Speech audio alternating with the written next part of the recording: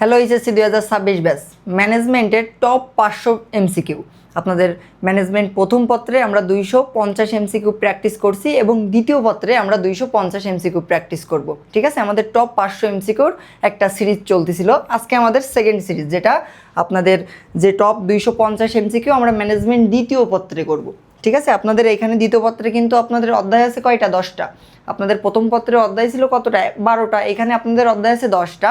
এই 10টা অধ্যায় থেকে আমরা বেছে বেছে যেগুলো খুবই ইম্পর্টেন্ট, যেগুলো করলে আপনার পরীক্ষায় কমন আসবে এবং এই রিলেটেড প্রশ্নই আপনি পরীক্ষায় পাবেন, তো সেই রিলেটেড প্রশ্নই আমাদের এই স্লাইডের ভিতরে আছে। আজকের ক্লাসে আমরা এইটা প্রথম থেকে শেষ পর্যন্ত ক্লিয়ার করব। ঠিক আছে, তো প্রথম থেকে শেষ পর্যন্ত সবাই ভিডিওটা একসাথে দেখবেন। ওকে, আমরা একটু প্রথম থেকে শুরু করি। প্রথম অধ্যায় আমাদের ব্যবস্থাপনার ধারণা, এই অধ্যায় থেকে আমরা শুরু করব।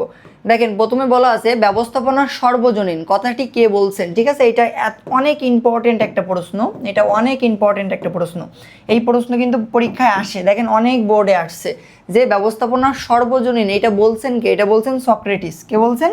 সক্রেটিস। এবং হেনরি ফিওল, এটা হচ্ছে আমাদের আধুনিক ব্যবস্থাপনার জনক। ঠিক আছে, আছে হেনরি ফিওল দিয়েও কিন্তু আমাদের পরীক্ষায় প্রশ্ন আসে। আচ্ছা, এরপরে দেখেন বলা আছে ব্যবস্থাপনার কোন স্তরে প্রতিষ্ঠানের কর্মীদের কাজ সরাসরি তদারকি করে। তার মানে বলা আছে ব্যবস্থাপনার কোন স্তর। তার মানে আমরা জানি ব্যবস্থাপনার স্তর কয়টা? 3টা। একটা হচ্ছে উচ্চ স্তর, একটা মধ্য স্তর, আর একটা হচ্ছে কি নিম্ন স্তর। এখন এই 3 স্তর, এখন এই 3 স্তরের ভিতরে আমাদের কি বলছে? কর্মীদের কাজ তদারকি করে। এখন কর্মীরা থাকে কোন স্তরে? নিম্ন স্তরে। কর্মীরা থাকে কোন স্তরে? নিম্ন স্তরে। তাহলে এটা আমাদের কোন স্তর হবে? নিম্ন স্তর হবে। ব্যবস্থাপনার স্তর কয়টি? মাত্রই বললাম আপনাদের ব্যবস্থাপনার স্তর কয়টি? 3টি। একটা উচ্চ স্তর, একটা মধ্য স্তর, একটা নিম্ন স্তর।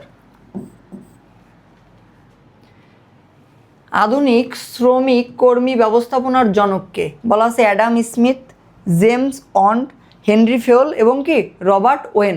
এখন এখানে দেখেন আপনাদের কি বলা আছে? শ্রমিক এবং কর্মী ব্যবস্থাপনার জনক। এখন অ্যাডাম স্মিথ আছে, জেমস অন এবং হেনরি ফিওল, এই 3টার ভিতরে আমাদের কেউ আধুনিক শ্রমিক কর্মী ব্যবস্থাপনার জনক না, আমাদের হচ্ছে রবার্ট অন হবে সঠিক উত্তর। Robert when.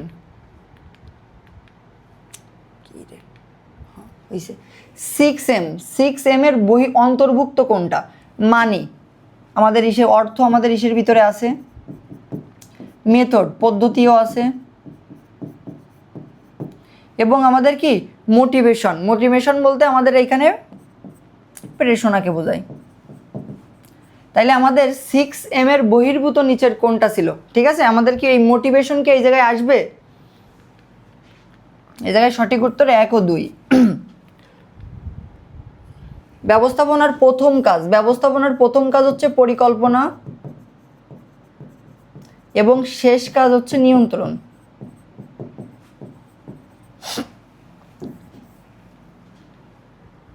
ব্যবস্থাপনা সর্বজনীন ধারণাটির সর্বপ্রথম কে প্রদান করছে? প্লেটো, সক্রেটিস, অ্যারিস্টটল নাকি হেনরি ফিওল? নিচের কোনটি সঠিক? আমাদের এটা হচ্ছে আমাদেরকে ব্যবস্থাপনা সর্বজনীন এটা বলছেন কে? সক্রেটিস। আমরা প্রথমেই পড়ে আসছি কিন্তু এটা। ব্যবসায়ের নীতি পরিকল্পনা নির্দেশনা প্রণয়নের মূল দায়িত্ব কোন পর্যায়ে? তার মানে কি বলছে? নীতি পরিকল্পনা নির্দেশনা প্রণয়নের মূল দায়িত্ব কোন পর্যায়ের ব্যবস্থাপকের থাকে? উচ্চ পর্যায়, মধ্য পর্যায়, নাকি নিম্ন পর্যায়, নাকি বিভাগীয় পর্যায়ে? আমাদের কোন পর্যায়ে থাকে? উচ্চ পর্যায়ে আমাদের পরিচালনা পরিষদ থাকে, নিয়ন্ত্রণ কমিটি থাকে, ব্যবস্থাপক থাকে, এরা আমার কি উপরের পর্যায়ে থাকে। মধ্য পর্যায়ে এরিয়া ম্যানেজার থাকে, বিভাগীয় প্রধান থাকে, এবং আমাদের নিম্ন পর্যায়ে যারা শ্রমিক কর্মজীবী, তারপর হচ্ছে সরবরাহকারী, এরা হচ্ছে আমাদের কি নিম্ন পর্যায়ের দিকে থাকে। ম্যানেজমেন্ট শব্দটি কোন বিদেশি শব্দ থেকে এসেছে? এটা ইতালি, কানাডা, জার্মানি নাকি ফ্রেঞ্চ? এটা হচ্ছে আমাদের ইতালি শব্দ থেকে আসছে। মধ্যযুগ কোন যুগের কথা বলা আছে? মধ্যযুগ। ব্যবস্থাপনার উন্নয়নের অবদান রাখেন কে? লুকা প্যাসিওলি, থমাস মুর এবং জেমস অন্ট। এখানে হচ্ছে লুকা প্যাসিওলি রাখে এবং থমাস মুর, এরা দুইজন রাখে। আপনাদের কিন্তু এই বেসিক ক্লাসে এটা A to Z কমপ্লিট করানো হয়েছিল যে কোন যুগে কোন ব্যক্তি আমাদের ব্যবস্থাপনার উপরে অবদান রাখে। ঠিক আছে, আগে আমাদের বেসিক ক্লাসটা করবেন, তারপরে MCQ ক্লাসটা করবেন, তাইলে এটা আপনাদের কাছে একদম ইজি হয়ে যাবে। কোনটি ব্যবস্থাপনার সর্বজনীন উদ্দেশ্য? কি বলা আছে? কোনটি ব্যবস্থাপনার সর্বজনীন উদ্দেশ্য? উৎপাদন প্রক্রিয়ার উন্নয়ন, সম্পদের সর্বোচ্চ ব্যবহার, নাকি উন্নত মানের পণ্য সরবরাহ, নাকি উপযুক্ত নিয়ন্ত্রণ? এখানে আমাদের নিচের কোনটা সঠিক? দেখেন আমরা আরেকবার একটু পড়ি। দেখেন এই আধুনিক বলা আছে ব্যবস্থাপনার সর্বজনীন, এটা বলছেন কে? সক্রেটিস বলছেন। তাইলে কোনটি ব্যবস্থাপনার সর্বজনীন উদ্দেশ্য? আপনার যে সম্পদটা আছে এটার আপনি সর্বোচ্চ ব্যবহার করবেন, এইটা। এগুলো কিন্তু খুবই ইম্পর্টেন্ট। ব্যবস্থাপনার অন্যান্য কাজের ভিত্তি বলা হয় কাকে? পরিকল্পনাকে বলা হয়। কাকে বলা হয়? পরিকল্পনা। এখানে একটা উদ্দীপক দেওয়া আছে। লিলি কোম্পানি লিমিটেড 2021 সালে 75,000 কেজি চিনি উৎপাদনে লক্ষ্যমাত্রা নির্ধারণ করেন। উৎপাদন বিভাগ প্রয়োজনীয় কাঁচামালের চাহিদা দিতে দেরি করায় ক্রয় বিভাগ যথাসময়ে সরবরাহ করতে পারেনি, ফলে উৎপাদন কার্যক্রম ব্যাহত হয়। এখন আমার প্রশ্নে বলা আছে উদ্দীপকের প্রতিষ্ঠানটিতে ব্যবস্থাপনার কোন কাজটি অভাব পরিলক্ষিত হয়? ঠিক আছে, কোন কাজের অভাব? পরিকল্পনা, সংগঠন, সমন্বয়, নাকি নিয়ন্ত্রণ? এখানে কি বলছিল যে আমাদের 75,000 কেজি চিনি উৎপাদনের লক্ষ্যমাত্রা নির্ধারণ করেন। এখন উৎপাদন বিভাগ, কোন বিভাগ? উৎপাদন বিভাগ প্রয়োজনীয় কাঁচামালের চাহিদা দিতে দেরি করায় ক্রয় বিভাগ যথাসময়ে সরবরাহ করতে পারেনি। তার মানে এখানে আমাদের সমন্বয়ের সমস্যাটা বেশি দেখা দিছে। এখানে সমন্বয় করতে পারে নাই। এখানেও একটা উদ্দীপক দেওয়া আছে। লিলি কোম্পানি লিমিটেড 2021 সালে 75,000 কেজি চিনি উৎপাদনের লক্ষ্যমাত্রা নির্ধারণ করেন। উৎপাদন বিভাগ প্রয়োজনীয় কাঁচামালের চাহিদা দিতে দেরি করায় ক্রয় বিভাগ যথাসময়ে, আমরা একটু আগেই পড়ছি ওইটাই। তাহলে ওইটার এখন আমাদের 3টা অপশান এখানে দিছে, যে আন্তঃবিভাগীয় যোগাযোগ বৃদ্ধি করা হয়, নাকি এখানে সকল বিভাগের মধ্যে ঐক্য স্থাপন করা হয়, নাকি কার্যকর নিয়ন্ত্রণ ব্যবস্থা জোর দেওয়া হয়। প্রশ্নে বলা আছে উদ্দীপকে প্রতিষ্ঠানের উৎপাদন কার্যক্রম অব্যবহৃত রাখতে ব্যবস্থাপনায় করণীয় নিচের কোনটি? ঠিক আছে, এইখানে আমাদের কি বলা আছে? এখানে আমাদের দেখেন দেওয়া আছে হচ্ছে 3টা অপশান। এটা এখানে কয়টা অপশান দেওয়া আছে? 3টা অপশান। তাইলে এখানে আমাদের সঠিক উত্তর সকল বিভাগের মধ্যে ঐক্য স্থাপন করা, এটা রাইট অ্যান্সার। এবং কার্যকর নিয়ন্ত্রণ ব্যবস্থা জোরদার করা, এইটাও আমাদের রাইট অ্যান্সার। এবং আমাদের আন্তঃবিভাগীয়করণ, এটাও রাইট অ্যান্সার। 3টাই। মিস্টার সজল একটি গার্মেন্টস কোম্পানির ব্যবস্থাপক। তার দক্ষ ব্যবস্থাপনায় প্রতিষ্ঠানের সকল কর্মকর্তা ও কর্মচারী স্ব দায়িত্ব সম্পর্কে সর্বদা সচেতন থাকেন। এজন্য প্রতিষ্ঠানটি সহজেই সফলতা অর্জন করে। এখন প্রশ্নে বলা আছে মিস্টার সজল নিয়ন্ত্রণের ক্ষেত্রে কর্মকর্তা ও কর্মচারীদের মধ্যে কোনটি প্রতিষ্ঠা করছেন? কর্তৃত্ব, জবাবদিহিতা, শৃঙ্খলা, নাকি সময়ের সদ্ব্যবহার? নিচের কোনটি সঠিক? এখানে আপনার দেখেন কি বলছে, যে প্রতিষ্ঠানের সকল কর্মকর্তা কর্মচারী স্ব দায়িত্ব সম্পর্কে সর্বদা সচেতন থাকেন এবং প্রতিষ্ঠানটি, এখানে যে কোম্পানি যাদের উপরে দায়িত্ব দেওয়া হয় তারা একটা জবাবদিহিতার মাধ্যমে থাকে। কিসের মাধ্যমে? জবাবদিহিতার ভিতরে থাকে। এরপর একটা দেখেন মিস্টার সজল একটি গার্মেন্টস কোম্পানির ব্যবস্থাপক। তিনি দক্ষ ব্যবস্থাপনায় প্রতিষ্ঠানের সকল কর্মকর্তা কর্মচারীর স্ব দায়িত্ব, আমরা যেটা বললাম ওইটাই, সম্পর্কে সর্বদা সচেতন থাকেন। এজন্য প্রতিষ্ঠানটি সহজেই সফলতা অর্জন করে। এখন আমাদের এইখানে দেখেন কি বলা আছে, কোম্পানির নীতি নির্ধারণী কাজের জন্য প্রয়োজন হয় দৈহিক শ্রম, মানসিক শ্রম, নাকি মাঠ পর্যায়ে তদারকি, নাকি কর্মীদের মধ্যে সমন্বয়? নিচের কোনটি সঠিক? আমরা একটু দেখি। এটা হচ্ছে আমাদের কি, আমরা কর্মী এবং কর্মকর্তা এবং কর্মচারী স্ব দায়িত্ব সম্পর্কে সর্বদা থাকেন। ঠিক আছে, তার মানে এখানে যে দায়িত্ব দেওয়া হয় এটা কি আমাদের দৈহিক শ্রম, এটা কি আমাদের কোনো কষ্টের কাজ? কোনো কষ্টের এখানে কোনো কাজ না। তো এখানে আমাদের শারীরিক শ্রম বা দৈহিক শ্রম আসবে না। তো এখানে আছে মানসিক শ্রম। আমরা জানি শ্রমকে 2 ভাগে ভাগ করা যায়, একটা শারীরিক শ্রম আর একটা কি মানসিক শ্রম। ব্যবস্থাপনা সবসময় লক্ষ্য কেন্দ্রিক, কর্মকেন্দ্রিক, ব্যবসায় কেন্দ্রিক, নাকি আত্মকেন্দ্রিক? আমাদের নিচের কোনটা সঠিক? এখানে দেখেন ব্যবসায় সবসময় আমাদের এটা হচ্ছে সবসময় আমাদের লক্ষ্য কেন্দ্রিক। ঠিক আছে, এইটার উত্তর এখানে মিসিং হয়ে গেছে। কে সমন্বয়ের নীতির ক্ষেত্রে অধিক গুরুত্বপূর্ণ অবদান রাখেন? কি বলছে? সমন্বয়ের নীতির ক্ষেত্রে অধিক গুরুত্বপূর্ণ অবদান রাখেন কে? এখানে আমাদের দেখেন বলা আছে 4টা নাম দেওয়া আছে। FW টেইলর, এটা হচ্ছে বৈজ্ঞানিক ব্যবস্থাপনার জনক।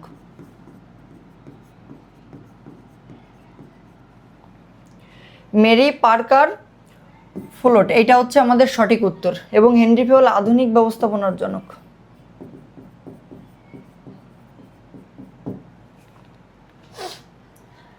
নিচের কোনটি পেশার বহির্ভুক্ত? পেশা বলতে কি বোঝায়? আমরা যে কাজে নিয়োজিত থাকি, মাস শেষে একটা টাকা আমরা ওইখান দিয়ে ইনকাম করি, ওইটা হচ্ছে আমাদের পেশা। প্রথমে বলা আছে লেখক, দ্বিতীয় ডাক্তার, ডাক্তার একটা পেশা, উকিলও একটা পেশা, আরেকটা বলা আছে কোনোটিই নয়। তার মানে এই তিনটার ভিতরে কোনোটা। লেখক, এই লেখক কোনো একটা পেশা না, ঠিক আছে? লেখক এইটা পেশা না, সঠিক উত্তর হচ্ছে লেখক। অন্যদের দ্বারা কাজ করিয়ে নেওয়াকে কি বলা হয়? ব্যবস্থাপনা বলা হয়, দক্ষতা বলা হয়, পেশা বলা হয়, নাকি তত্ত্বাবধান বলা হয়? এটাকে বলা হচ্ছে ব্যবস্থাপনা। ব্যবস্থাপনার 6M বলতে কি বোঝায়? মৌলিক কার্যাবলী, মৌলিক উপাদান সমূহ, নাকি ব্যবস্থাপনার মূলনীতি, নাকি ব্যবস্থাপনার প্রক্রিয়া? নিচের কোনটি সঠিক? এইটা কিন্তু এই দুইটা দিয়ে আপনারা মানে এখান দিয়ে সমস্যা হইতে পারে। দুইটাই মৌলিক আসবে, কিন্তু এটা কার্যাবলী না, এটা হচ্ছে কি উপাদান সমূহ। তাইলে আমাদের 6M, ম্যান, মেশিন, মেথড, মানি, এগুলো। নিচের কোন উপাদানটি ব্যবস্থাপনার 6M এর বহির্ভূত, মানে 6M এর বাইরে? কোনটা?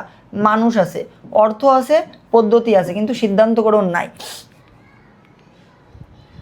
কার্য সম্পাদনের জন্য গৃহীত কার্যক্রমকে কি বলা হয়? যন্ত্রপাতি বলা হয়, মালামাল বলা হয়, নাকি পদ্ধতি বলা হয়, নাকি শ্রমিক বলা হয়? নিচের কোনটি সঠিক? এটা হচ্ছে আমাদের যন্ত্রপাতিও না, মালামালও না, এবং শ্রমিকও না, এটা হচ্ছে আমাদের কি পদ্ধতি। ব্যবস্থাপনা হলো চলমান প্রক্রিয়া, লক্ষ্যভিত্তিক প্রক্রিয়া, নাকি গতিশীল প্রক্রিয়া?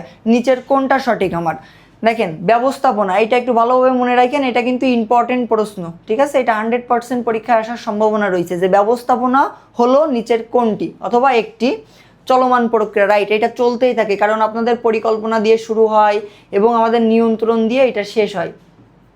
তো এটা চক্র আকারে, আমরা ব্যবস্থাপনার যে চক্রটা জানি, এটা চক্র আকারে বারবার ঘুরতে থাকে। তাহলে এটা আমাদের কি চলমান প্রক্রিয়া, এবং এটা একটা লক্ষ্য।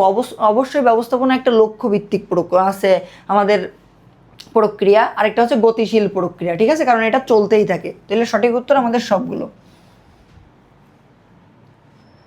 আচ্ছা, কোন সভ্যতায় ব্যবস্থাপনা উন্নয়নের সূত্রপাত ঘটে? এটা গ্রিক সভ্যতা, ব্যাবিলীয় সভ্যতা, রোম সভ্যতা, নাকি মিশরীয় সভ্যতা? নিচের কোনটা সঠিক? দেখেন, আপনাদের যখন এইখানে ব্যবস্থাপনার উৎপত্তির যে ক্রমবিকাশটা ছিল, যে একটা চ্যাপ্টার ছিল, একটা স্লাইডে বোঝানো হয়েছিল, ওইখানে কিন্তু এই যে চারটা সভ্যতা, এই চারটা সভ্যতাই কিন্তু এখানে ছিল, ঠিক আছে? আমাদের প্রশ্নে বলছে কোন সভ্যতায় ব্যবস্থাপনা উন্নয়নের সূত্রপাত ঘটে? সূত্রপাত ঘটে আমাদের মিশরীয় সভ্যতায়। তাহলে আমরা প্রথম অধ্যায়ের যে টপ যে প্রশ্নগুলো, এগুলো আমরা ক্লিয়ার করলাম। আমরা এবার দ্বিতীয় অধ্যায় যাব, ব্যবস্থাপনার নীতি। এখানে আপনাদের হেনরি ফিওলের যে 14টা নীতি আছে, ঠিক আছে? এই 14টা নীতি দিয়ে কিন্তু আপনাদের পরীক্ষায় সিকিউ প্লাস এমসিকিউ দুইটাই আসবে, ঠিক আছে? এই একটা টপিক দিয়ে, এর বাইরে দিয়ে আর কিছুই আসবে না। হেনরি ফিওলের প্রদত্ত ব্যবস্থাপনার মূলনীতি কয়টি? 14টি। কতটি? 14টি। ব্যবস্থাপনার কোন নীতি অনুসারে সিদ্ধান্ত গ্রহণে কর্মীর ভূমিকা হ্রাস পায়? কার ভূমিকা হ্রাস পায়? কর্মীর ভূমিকা। নির্দেশনা রক্ষণ নীতি, উদ্যোগের নীতি, সুশৃঙ্খল নীতি, নাকি কেন্দ্রীকরণ নীতি? এটা হচ্ছে আমাদের কি কেন্দ্রীকরণ নীতি। এখন কেন্দ্রীকরণ এবং বিকেন্দ্রীকরণ নামে একটা নীতি ছিল। কেন্দ্রীকরণ বলতে বোঝায় কি, উপরে যে থাকে, উচ্চ পর্যায়ে যে থাকে, তার কাছে যখন আমার ক্ষমতাটা থাকে, মানে তার কাছে যখন কেন্দ্রীভূত থাকে ক্ষমতাটা, তাকে বলা হয় কেন্দ্রীকরণ নীতি। আর তখন তার ক্ষমতাটা যখন নিচে যারা থাকে তাদের উপরে যখন ছেড়ে দেওয়া হয়, সেটাকে বলা হয় বিকেন্দ্রীকরণ নীতি, ঠিক আছে? এইটা আমাদের কেন্দ্রীকরণ এবং বিকেন্দ্রীকরণের ভিতরে পার্থক্য।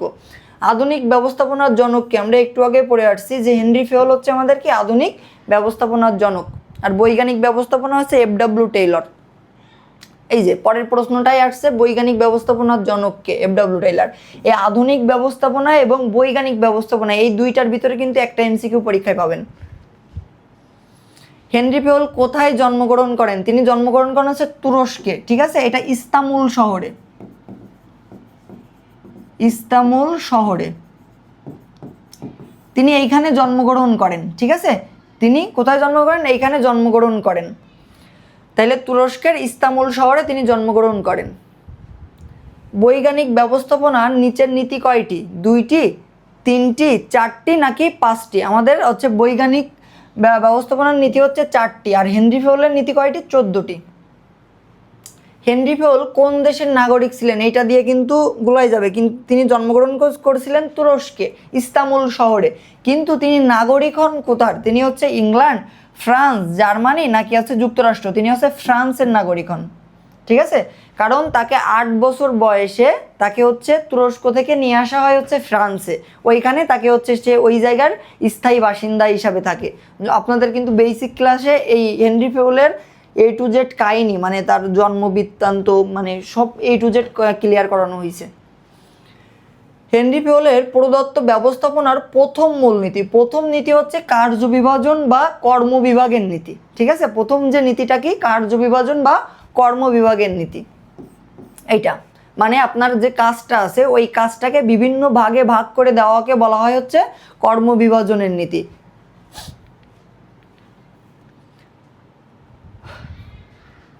অধ্যতনদের দিয়ে কাজ করিয়ে নেওয়ার ক্ষমতাকে কি বলা হয়?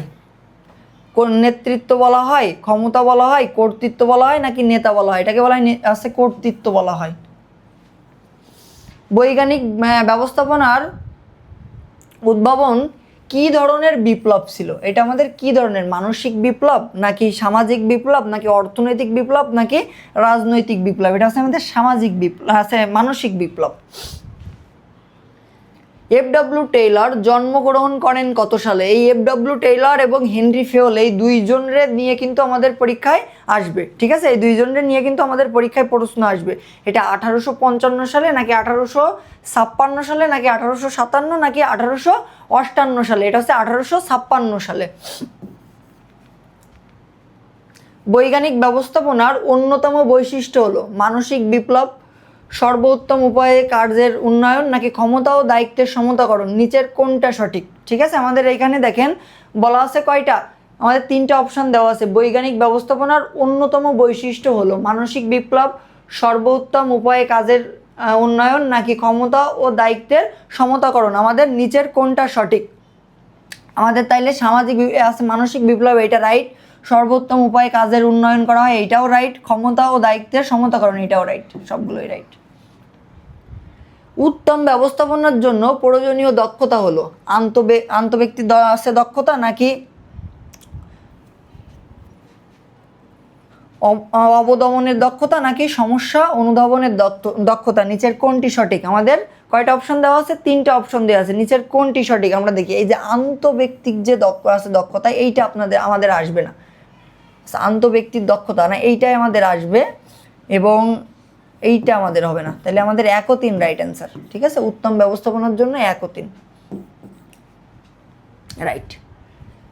কোনটি প্রশাসনের অন্তর্ভুক্ত? প্রশাসন বলতে বোঝায় যারা একদম উপরের পর্যায়ে থাকে। ঠিক আছে, যারা পরিচালনা পরিষদ থাকে, এদেরকে আমাদের মূলত বলা হয় প্রশাসন। এখন এইখানে আমাদের কি আছে দেখেন, প্রধান নির্বাহী, এরা হচ্ছে প্রশাসনের ভিতরে পড়ে। সিদ্ধান্ত নেওয়ার ক্ষমতা প্রতিষ্ঠানের উচ্চ পর্যায়ে কুক্ষিগত করাকে কি বলা হয়? একদম উপরের পর্যায়ে যখন থাকবে এটাকে আমাদের কি বলা হয়? কেন্দ্রীকরণ। যখন ওই ক্ষমতাটা নিচের দিকে চলে আসবে তখন তাকে কি বলা হয়? বিকেন্দ্রীকরণ বলা হয়। তাহলে এখানে আমাদের কি কেন্দ্রীকরণ নীতি। কেন্দ্রীকরণের মাত্রা নির্দেশ করে কোনটি? জবাবদিহিতা, ক্ষমতা, সমন্বয় নাকি ভারসাম্য? নিচের কোনটি সঠিক? আমাদের ক্ষমতা। নির্দিষ্ট কার্য সম্পাদন এবং নির্দিষ্ট ফলাফল অর্জনের একটি বাধ্যবাধকতা কি? দায় দায়িত্ব, কেন্দ্রীকরণ, বিকেন্দ্রীকরণ নাকি প্রতিনিধিত্ব? এখানে হচ্ছে আমাদের দেখেন 4টা দেওয়া আছে। আমাদের প্রথমটা দায় ও দায়িত্ব, কেন্দ্রীকরণ, বিকেন্দ্রীকরণ নাকি প্রতিনিধিত্ব? এখানে আমাদের দায় ও দায়িত্ব, এইটাই রাইট অ্যান্সার। F.W. টেইলর পেশাগত জীবনে তিনি কি ছিলেন? ঠিক আছে, পেশাগত জীবনে তিনি কি ছিলেন? Textile engineer, civil engineer, mechanical engineer নাকি mine engineer? Mechanical engineer. The principle of certified management এই গ্রন্থটির কি লেখককে? L.A. অ্যালেন এবং হেনরি ফেওল নাকি অ্যালটন মেও নাকি F.W. টেইলর? ঠিক আছে, এটা আমাদের প্রথমত F.W. টেইলর। হেনরি ফেওল সম্পর্কে সত্য হলো আধুনিক ব্যবস্থাপনার জনক, একদম রাইট। 14টা নীতি তিনি রাইট। 1841 সালে জন্মগ্রহণ করেন, এটাও রাইট, তিনটাই সঠিক। প্রশাসনের সবচেয়ে গুরুত্বপূর্ণ কাজ নিচের কোনটি? প্রশাসনের সবথেকে গুরুত্বপূর্ণ কাজ চিন্তন, বাস্তবায়ন, দৈহিক শ্রম নাকি যোগাযোগ? চিন্তন। আমাদের একটা উদ্দীপক দেওয়া আছে, দেখেন, মিস্টার শামীম একটি বহুজাতিক কোম্পানির ব্যবস্থাপক। তিনি প্রতিষ্ঠানের কিছু সিদ্ধান্ত নিজে নেন এবং বাকি সিদ্ধান্তগুলো নেওয়ার ক্ষমতা বিভিন্ন স্তরের অধীনস্থদের হাতে ছেড়ে দেন। তিনি সর্বদা ব্যক্তিগত লাভের পরিবর্তে প্রতিষ্ঠানের লাভের কথা ভাবেন। তার মানে তিনি কি করেন? সর্বদা ব্যক্তিগত লাভের পরিবর্তে, নিজের লাভটার পরিবর্তে প্রতিষ্ঠানটাকে নিয়ে বেশি ভাবে। উদ্দীপকে সিদ্ধান্ত গ্রহণ ক্ষমতার ক্ষেত্রে ব্যবস্থাপনার কোন নীতিটি অনুসরণ করা হয়েছে? ঠিক আছে, কোন নীতি? এইখানে তিনি দেখেন কর্তৃত্বে ও দায়িত্ব ভারসাম্য না, এটা রাইট না। সমতা না, কার্য বিভাজন, এইটাও না। কেন্দ্রীকরণ ও বিকেন্দ্রীকরণ নীতি। তিনি তার কাছেও ক্ষমতা রাখেন এবং বাকিদের কাছেও ছেড়ে দেন। মিস্টার শামীমের ওইটাই, প্রতিষ্ঠানের ব্যয় বেড়ে যাবে। ঠিক আছে, এখানে কি ব্যয় বাড়বে, কর্মীদের দক্ষ হয়ে উঠবে নাকি প্রতিষ্ঠানের লক্ষ্য অর্জন হবে? এখানে আমাদের সঠিক উত্তর নিচের কোনটি? এই যে কাজটা সে করছে, এই কাজটা করলে তার প্রতিষ্ঠানের ব্যয় বাড়বে না, কর্মীরা দক্ষ হবে, এটা রাইট। প্রতিষ্ঠানের লক্ষ্য অর্জন সহজ হবে, এটাও রাইট। তাহলে 2 ও 3। জনাব আমিনুল ইসলাম কর্মীদের সকল তথ্য সংরক্ষণ করেন। কিছু কিছু সিদ্ধান্ত গ্রহণের ক্ষমতা তিনি অধীনস্থদের উপর অর্পণ করছেন। ঠিক আছে, তার সাথে যারা কাজ করে নিচে তাদের উপরে দিয়ে দিছে, যাতে সকল বিভাগের কর্মীদের কাজে লাগানো যায়। এখন বলা আছে জনাব আমিনুল ইসলাম হেনরি ফেওলের কোন নীতিটি? এখানে বিকেন্দ্রীকরণ, জোড়াময় শিকল। বিকেন্দ্রীকরণ বলতে ক্ষমতার উপরের পর্যায় থেকে নিচের পর্যায়ের কাছে অর্পণ করে দেওয়া। জোড়াময় কৌশল মানে উপরের পর্যায় থেকে নিচের পর্যায় পর্যন্ত সবাইকে একটা শিকলের মাধ্যমে বেঁধে দেওয়া। শৃঙ্খলা মানে শৃঙ্খলা, নিয়ম নীতি, আইন শৃঙ্খলা মেনে যখন কাজ করা হয় সেটাকে শৃঙ্খলা। ঠিক আছে, তাইলে আমাদের এখানে বিকেন্দ্রীকরণ নীতি, কারণ সে ক্ষমতা অর্পণ করে দিছে। জনাব আমিনুলের এইটাই আমরা পড়লাম। এখন এইটা কি অভিজ্ঞতা, ঝুঁকি গ্রহণ নাকি যোগাযোগ দক্ষতা? নিচের আমাদের কোনটা সঠিক? দেখেন নিচে আমাদের কোনটা সঠিক? অভিজ্ঞতার তো দরকারই আছে, ঠিক আছে, এবং এখানে ঝুঁকি গ্রহণ নাই, ঝুঁকির কোনো গ্রহণ আসেনি, এখানে হচ্ছে যোগাযোগ দক্ষতা আইছে সবার সাথে। তাহলে 2য় অধ্যায় আমরা শেষ করলাম, আমরা এবার 3য় অধ্যায় যাই। পরিকল্পনা প্রণয়ন। পরিকল্পনার সংখ্যাত্মক প্রকাশকে কি বলা হয়? প্রজেক্ট, লক্ষ্য, বাজেট নাকি নীতি? এটাকে আমাদের কি বলা হয়? বাজেট বলা হয়। পরিকল্পনার অভিপ্রেত ফলকে কি বলে? কর্মসূচি বলে, নীতি বলে, কৌশল বলে নাকি লক্ষ্য বলে? এটাকে আমাদের লক্ষ্য বলে। ব্যবস্থাপনার প্রথম কাজ কি? পরিকল্পনা। এই ব্যবস্থাপনার প্রথম কাজ কোনটি এবং ব্যবস্থাপনার শেষ কাজ কোনটি? এটা দিয়ে কিন্তু পরীক্ষায় এমসিকিউ আসবে।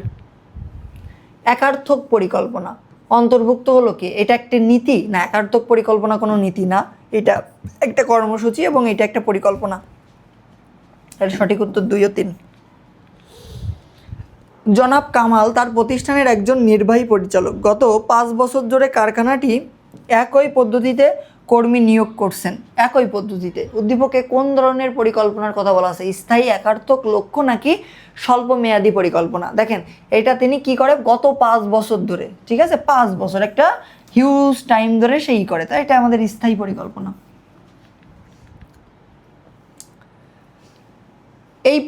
এরূপ পরিকল্পনার ফলে প্রতিষ্ঠানের ব্যয় বৃদ্ধি পাবে, গতিশীলতা বৃদ্ধি পাবে, সম্পদের কী হবে? সদ্য ব্যবহার হবে। নিচের কোনটি সঠিক আমরা একটু দেখি। এখানে আমাদের বলা আছে ব্যয় আমাদের বৃদ্ধি পাবে না, কারণ একটাই পরিকল্পনা হচ্ছে, এখানে আমাদের আর কোনো ব্যয় নাই। তাহলে সঠিক উত্তর 2 ও 3। ব্যবস্থাপনার কোন কাজটি অন্যান্য কাজের ভিত্তি বলা হয়? পরিকল্পনাকে অন্যান্য কাজের ভিত্তি বলা হয়, এটাও ইম্পর্টেন্ট প্রশ্ন।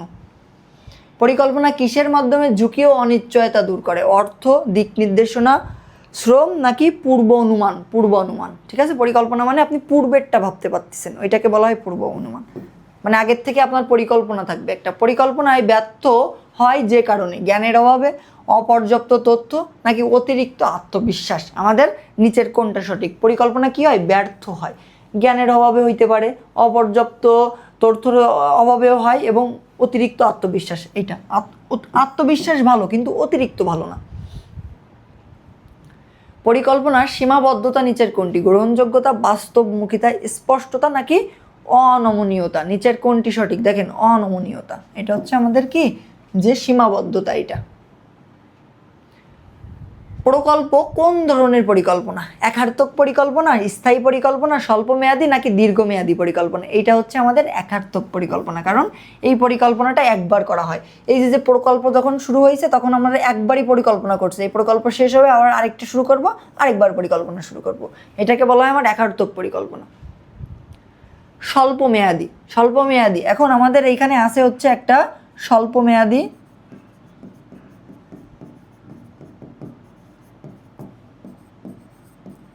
দীর্ঘমেয়াদী, আরেকটা হচ্ছে আমাদের মধ্যমেয়াদী। স্বল্পমেয়াদী এইটা হচ্ছে আমরা এক বছরের ভিতরে যদি কোনো পরিকল্পনা করা হয় সেটাকে স্বল্পমেয়াদী। দীর্ঘমেয়াদী বলতে 5 বছরের অধিক, ঠিক আছে। এবং মধ্যমেয়াদী বলতে 1 থেকে 5 বছরের মধ্যে। ওকে, তাহলে আমাদের প্রশ্নে স্বল্পমেয়াদী বলছে, তাহলে 1 বছর হবে। পরিকল্পনা একটা চিন্তন ও মনন প্রক্রিয়া, রাইট। এগুলো সব আপনার বেসিকে সুন্দরভাবে বোঝানো হয়েছে। কিন্তু ব্যবস্থাপনার নিয়ন্ত্রণ পরবর্তী কাজ কি? নিয়ন্ত্রণ দিয়ে শেষ হচ্ছে, আবার পরিকল্পনা দিয়ে শুরু হচ্ছে। কি দিয়ে শুরু হচ্ছে? পরিকল্পনা, আবার পরিকল্পনা দিয়ে শুরু হচ্ছে। ব্যবস্থাপনার কোন কাজকে চিন্তাশীল প্রক্রিয়া বলা হয়? এটাকে আমাদের পরিকল্পনাকেই বলা হয়।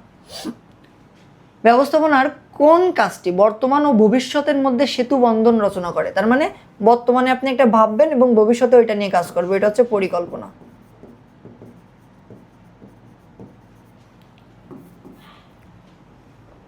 পরিকল্পনা হলো একটা মানসিক কাজ, বুদ্ধিদীপ্ত কাজ, শারীরিক পরিশ্রমের কাজ, না কোনটি সঠিক? আমাদের পরিকল্পনা। দেখেন পরিকল্পনা দ্বারা কি আমার কোনো শরীরের কোনো মানে শারীরিক কোনো শ্রম হয় না? এখান দিয়ে শারীরিক কোনো শ্রম হয় না, তাহলে সঠিক উত্তর আমাদের 1 ও 2। ভীষণ হলো সামগ্রিক পরিকল্পনা, মধ্যমেয়াদী পরিকল্পনা, স্থায়ী পরিকল্পনা নাকি দীর্ঘমেয়াদী পরিকল্পনা? এইটা আমাদের একটা দীর্ঘমেয়াদী পরিকল্পনা। মিশন কোন পরিকল্পনার অন্তর্ভুক্ত? লক্ষ্য, একার্থক, কার্যভিত্তিক নাকি স্থায়ী পরিকল্পনা? মিশন কিন্তু লক্ষ্য। এইখান দিয়ে কিন্তু পরীক্ষা এমসিকিউ আসা, এটা কিন্তু ঘোলাই যায়, এটা একটু মনে রাখবেন। ভিশন 2041 কোন পরিকল্পনার অন্তর্ভুক্ত? এটা দীর্ঘমেয়াদী পরিকল্পনা, একটু আগে পড়ছি। মিস্টার রোহান গত বছর ঢাকাতে একটি গার্মেন্টস শিল্প গড়ে তোলেন। বেশি মুনাফার আশায় এই বছর তিনি 20% উৎপাদন বাড়ানোর পরিকল্পনা নেন, কিন্তু পূর্ব অভিজ্ঞতা তেমন না থাকায় পরিকল্পনা বাস্তবায়নে কি হচ্ছে? সমস্যা হচ্ছে। উদ্দীপকে 20% উৎপাদন বাড়ানো কোন ধরনের পরিকল্পনা? লক্ষ্য, একার্থক, স্থায়ী নাকি এটা আমাদের স্বল্পমেয়াদী পরিকল্পনা? এখন আমাদের প্রশ্নে দেখেন বলা আছে কি 20% উৎপাদন বাড়ানো, এটা আমাদের এক ধরনের কি লক্ষ্য। আমার লক্ষ্য আছে যে আমি 20% বাড়াবো। উদ্দীপকে প্রতিষ্ঠানের পরিকল্পনা প্রণয়নের যে ত্রুটিটি বাস্তবায়নের সমস্যা হচ্ছে তা হলো। এখন আমাদের এখানে বলা আছে দেখেন সঠিক পটভূমি নির্ধারণের সমস্যা, ভবিষ্যৎ সম্পর্কে অতিরিক্ত আশাবাদ, অনুমান ও আবেগের বশে পরিকল্পনা তৈরি করা। নিচের কোনটি সঠিক? তার মানে আমাদের দেখেন ত্রুটি থাকার, কি বলছে? ত্রুটি থাকায় বাস্তবায়ন। তাহলে সঠিক পটভূমি নির্ধারণের সমস্যা এইটা, ভবিষ্যৎ সম্পর্কে অতিরিক্ত আশাবাদ এইটাও, অনুমান ও আবেগের বশে পরিকল্পনা তৈরি এইটাও। ঠিক আছে। পূর্ব অনুমান নির্ভর করে বর্তমান উপাত্ত গবেষণা নাকি অতীত অভিজ্ঞতা? কোনটির উপর? ঠিক আছে, কি বলা আছে যে পূর্ব অনুমান মানে আপনি আগের থেকে অনুমান করবেন। বর্তমান উপাত্ত রাইট, গবেষণা রাইট, অতীত অভিজ্ঞতাও রাইট, সবগুলোই লাগে। সিদ্ধান্ত গ্রহণ প্রক্রিয়ার প্রথম পদক্ষেপ কোনটি? তথ্য সংগ্রহ, সমস্যা চিহ্নিত করা, বিকল্প নির্ধারণ নাকি উদ্দেশ্য নির্ধারণ? নিচের আমার কোনটি মানে নিচের কোনটি আসবে? এখানে দেখেন বলা আছে সিদ্ধান্ত গ্রহণ প্রক্রিয়ার প্রথম পদক্ষেপ, আপনার এখানে কি সমস্যা চিহ্নিতকরণ।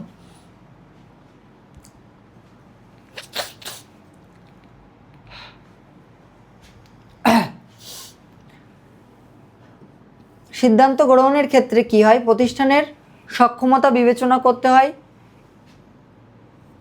বিদ্যমান কর্মীদের ছাঁটাই করতে হয়, উপকরণদের সদ্য ব্যবহার বিবেচনা করতে হয়। আমার নিচের কোনটি সঠিক? প্রতিষ্ঠানের সক্ষমতা বিবেচনা করতে হয়, এইটা আমার রাইট। বিদ্যমান কর্মীদের ছাঁটাই, আমার কর্মী ছাঁটাই করার দরকার হয় না, এটা। তাহলে 2 ও 3, 1 ও 3। আচ্ছা, এর পরবর্তী অধ্যায়তে যাই, সংগঠিতকরণ। কার্যভিত্তিক সংগঠন কাঠামোর উদ্ভাবক কে? হেনরি ফেওল, অধ্যাপক ইউম্যান, নাকি অ্যারন কুঞ্জ, নাকি এফ.ডব্লিউ. টেইলর? নিচের কোনটি সঠিক? এফ.ডব্লিউ. টেইলর। এটা কিন্তু এমসিকিউতে আসে। ব্যবস্থাপনার কোন কাজ ঊর্ধ্বতন ও অধস্তনদের সম্পর্কে নিম্নরূপ করে? পরিকল্পনা, সংগঠন, সমন্বয় সাধন, নাকি নিয়ন্ত্রণ? নিচের কোনটি আমার সঠিক? সংগঠন। সংগঠিতকরণ এবং সংগঠন, এটা কিন্তু 2টা নাম। ওকে। কোন ধরনের সংগঠনে সর্বোচ্চ শৃঙ্খলা প্রতিষ্ঠাতা করা হয়? কার্যভিত্তিক সংগঠন, কমিটি সংগঠন, সরল রৈখিক সংগঠন, নাকি আমাদের ম্যাট্রিক্স সংগঠন? এটা আমাদের সরল রৈখিক সংগঠন। যে সংগঠন একদম উপর থেকে নিচ পর্যন্ত সরল রেখার মাধ্যমে নেমে আসে তাকে বলা হয় সরল রৈখিক সংগঠন। দ্রব্যভিত্তিক ও কার্যভিত্তিক বিভাগীয়করণ করা হয় কোন সংগঠনে? ঠিক আছে, এটা কোন সংগঠনে করা হয়? সরল রৈখিক সংগঠন, ম্যাট্রিক্স সংগঠনকে কিন্তু সংগঠনের আধুনিক সংগঠন বলা হয়। এটাও কিন্তু এমসিকিউতে আসে। কোন সংগঠন কাঠামোতে একজন ঊর্ধ্বতন সবসময় ক্ষমতা প্রয়োগ করে? কার্যভিত্তিক, কমিটি, সরল রৈখিক, নাকি ম্যাট্রিক্স সংগঠন? এখানে সরল রৈখিক সংগঠন, কারণ একদম উপরের পর্যায়ে যে থাকে, উচ্চ পর্যায়ে, তার কাছেই ক্ষমতা থাকে, সে আস্তে আস্তে ক্ষমতার নিচের দিকে দিয়ে দেয়। দ্বৈত অধীনতা কোন সংগঠনে পরিলক্ষিত হয়? কার্যভিত্তিক, সরল রৈখিক, ম্যাট্রিক্স, নাকি সরল রৈখিক ও পদস্থ কর্মী সংগঠন? এটা হচ্ছে ম্যাট্রিক্স সংগঠনে। আদর্শ সংগঠনের বৈশিষ্ট্য হচ্ছে লক্ষ্য বিমুখী, সহজবোধ্য, মানে সহজে আপনি বুঝতে পারবেন, এবং নমনীয়। আদর্শ সংগঠন, ঠিক আছে, আমাদের সবগুলোই সঠিক। এটা লক্ষ্য বিমুখী এবং সহজবোধ্য এবং সহজেই বুঝতে পারবেন, আর নমনীয়তা তো থাকবেই, তার মানে সবগুলোই।